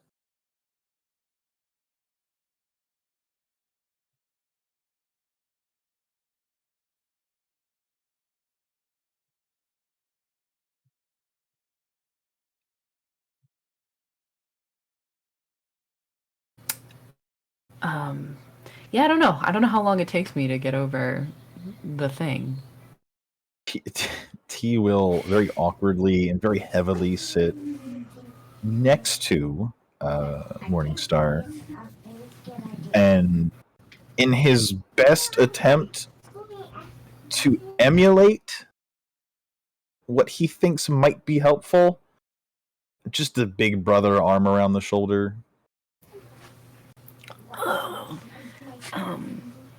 I think she feels it and then sort of like shrinks her head down a little bit. And then she sort of starts. I mean, he's pretty close, so I imagine he can hear her. But she's like sort of talking to herself, and she says, "Take me back, and they will put me in the lab again and put me through tests, and I don't want to be tested anymore. I am tired of needles. Please don't, please don't, please don't." And she's like rocking herself back and forth. She definitely sounds different than she did before.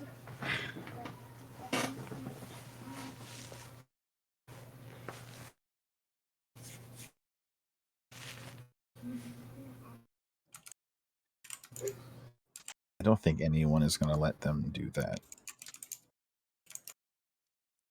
I think it's when he speaks that she realizes he was there the whole time. While she's having this panic attack. And she like jumps again and then looks at him and says, "People make promises that they cannot keep. Often." Not promising you anything. But no one's going to let them take you.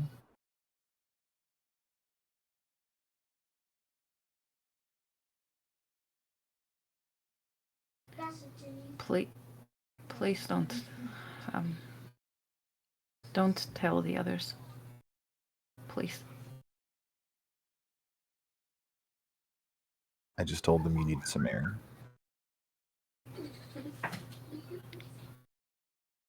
Thank you. Sure.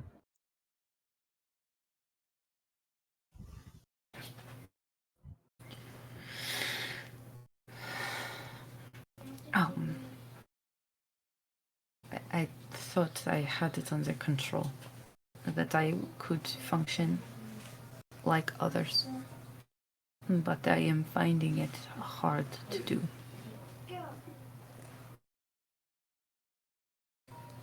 Plenty of people are Scared of needles.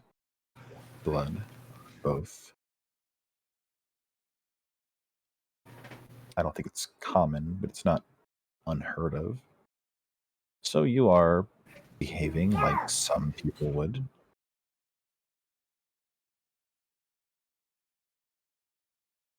Okay.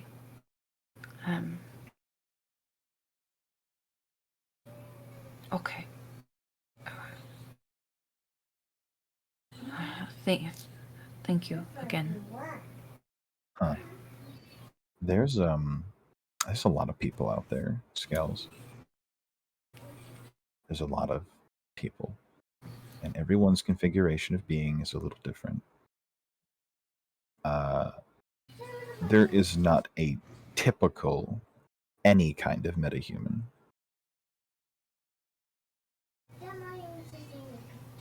So don't Mind judge blown. yourself too harshly for anything. Yeah, no, her mind's blown when you say that. She looks at you like baffled. But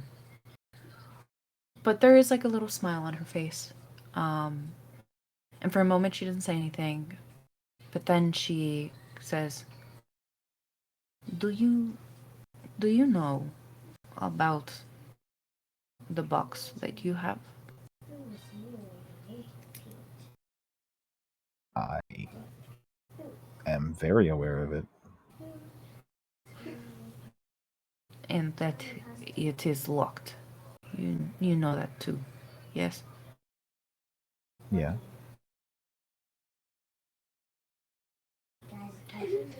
If you should ever want to open it, it will take time, but I can help. Despite what you have heard, satisfaction does not always bring back the cat.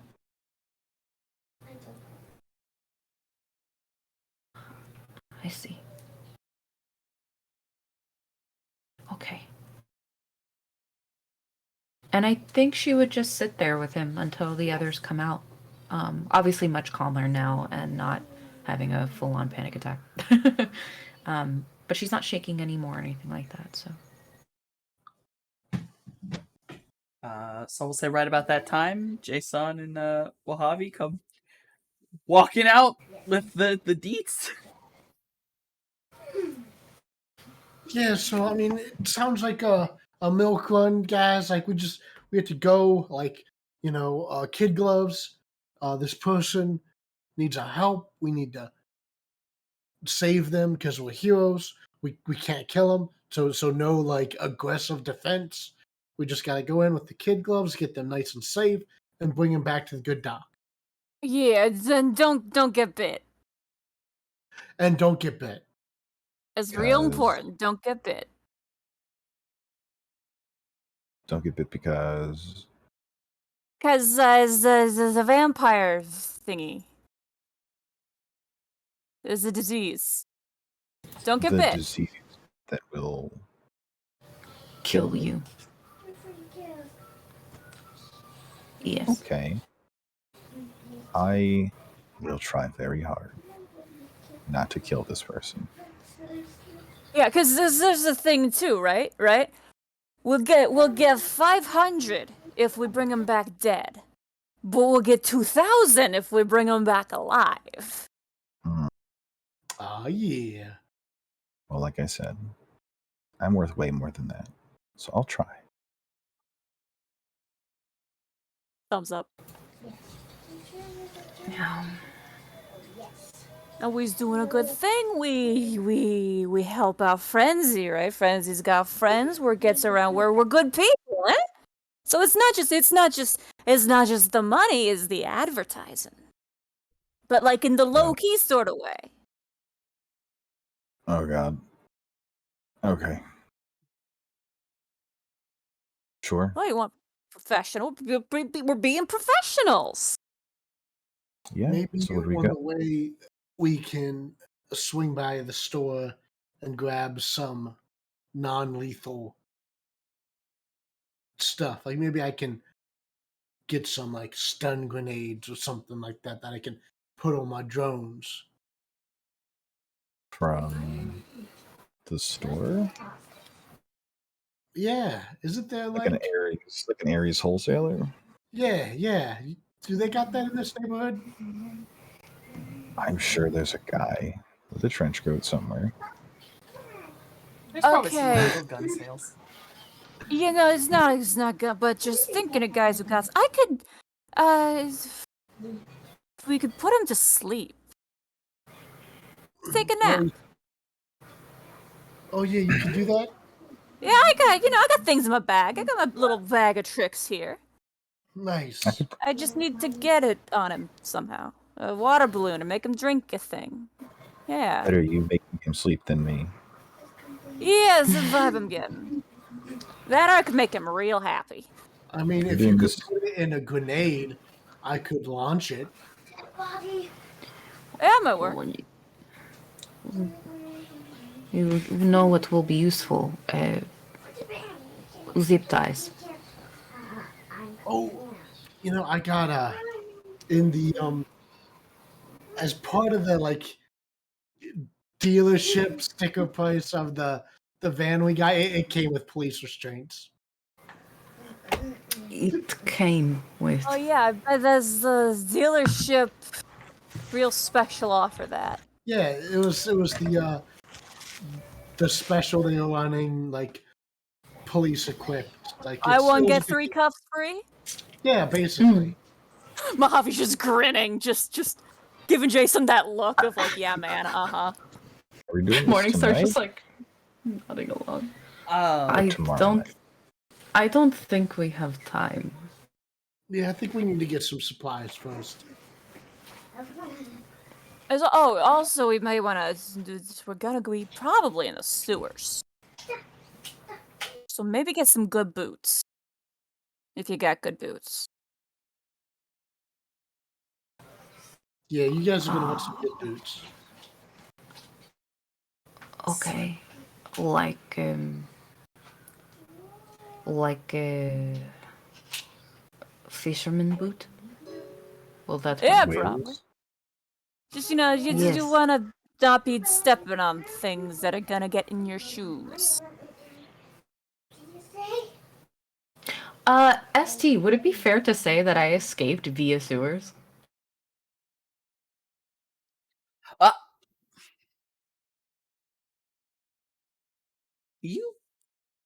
You may have escaped via the water line. Yeah. Okay. So when I ask this next question, would it be fair to say that I have like city water line plans? You know what I mean? Like maybe I've stolen that and have that, and that's how I was able to escape through the thing, or at least like maybe a file in my mind that holds that. I would say, well, I would definitely say by next game, I will have allowed you to have had a matrix search and have found those rather easily. Oh, wonderful. Okay. As we are going to end it here with our party standing on the streets of Grendel Street, waiting to move on. Whoo! My brain melts. Thank you everyone for hanging out tonight. My brain is melted. I want to thank everyone who hung out and watched, and I want to thank my lovely players. And let's see. I will have everyone say things in order of least to most likely to enjoy having a tail.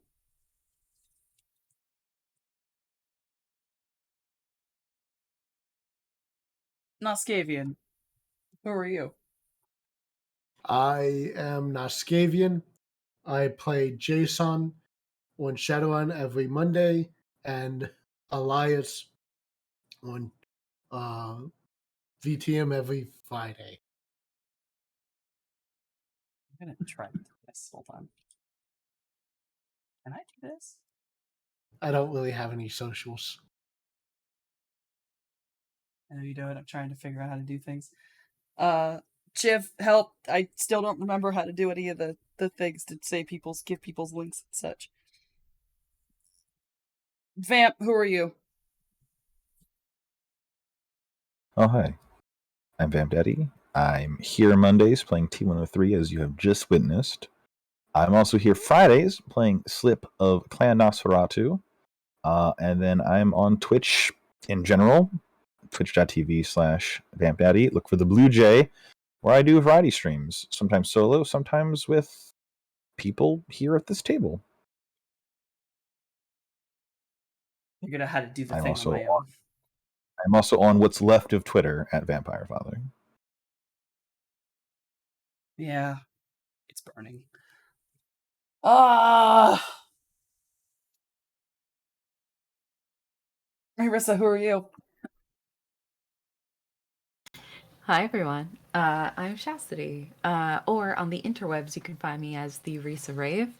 I'm here on Mondays playing Morningstar, who is coming out of her shell a little bit, and then Fridays I play Marcelina in Neon Nights, probably in some other games in Table of Horror in the near future. I'm also at Lanyap Gaming. Currently we're playing a Vampire the Masquerade V5 game called Blood and Jazz, where I play Lacey, who is a, icy La Sombra.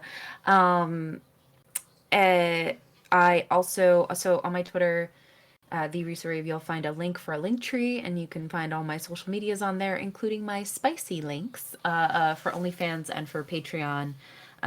So if you're like not into any of the TTRPG stuff, there's that kind of thing going on over there. And I think that is it. Yes. And then, Day, who are you? Hi, I'm perpetually confused. I'm Daybreakathon. You can find me here on Mondays playing Mojave, or on Fridays playing Ken-Un. And I stream video games, doing whatever the heck at Daybreakathon here on Twitch. I did the character art for the characters who are art, and I've written a couple of fantasy novels you can check out. I recommend it. Aside from that, my dog says hi. All right, and I don't know if I got that one right, but I know I obviously be the one who loves Tails most. Um, I am Softonomicon. On Mondays, I am your Cosmic GM running this lovely Shadowrun game, and thank you to my hedgehog husband Shiv for always giving me this opportunity. And on Fridays, I am Sato Rin as I play in Neon Knights, and I have a Twitch channel where currently I'm basically doing all this art for Patreon because I have a coloring book. Please join the Patreon. You can get a coloring book. It's beautiful. Go check it out right now. Go do that. Also, I have no idea how to do my own links because I can't remember anything. I think this is it. Holy shit, I remembered it. Also, yes, I also have art commissions. If you want my style of art, if you like the little bouncing character, that's mine. But if you like any of the actual character art, that's Day. Day's really awesome. Go commission Day. Get character art. It's great. I also commissioned Softy. Yeah, shit. Also commission me, I guess. Commission both of us. we actually work together a lot. All of my social medias are just Softonomicon. It's your name, how you forget. I don't know, Shiv, how I forget. I forget things. All right. I have no brain power, but we are going to be rating Gimli Q today, playing Ghost of a Tale. That sounds kind of cool. Shiv, if you could start that for me. I think it's started. And then we can't leave until Day, say something. It's important to have some real stompy boots, you know? The good thing with the thick soles, you don't want anything getting in there.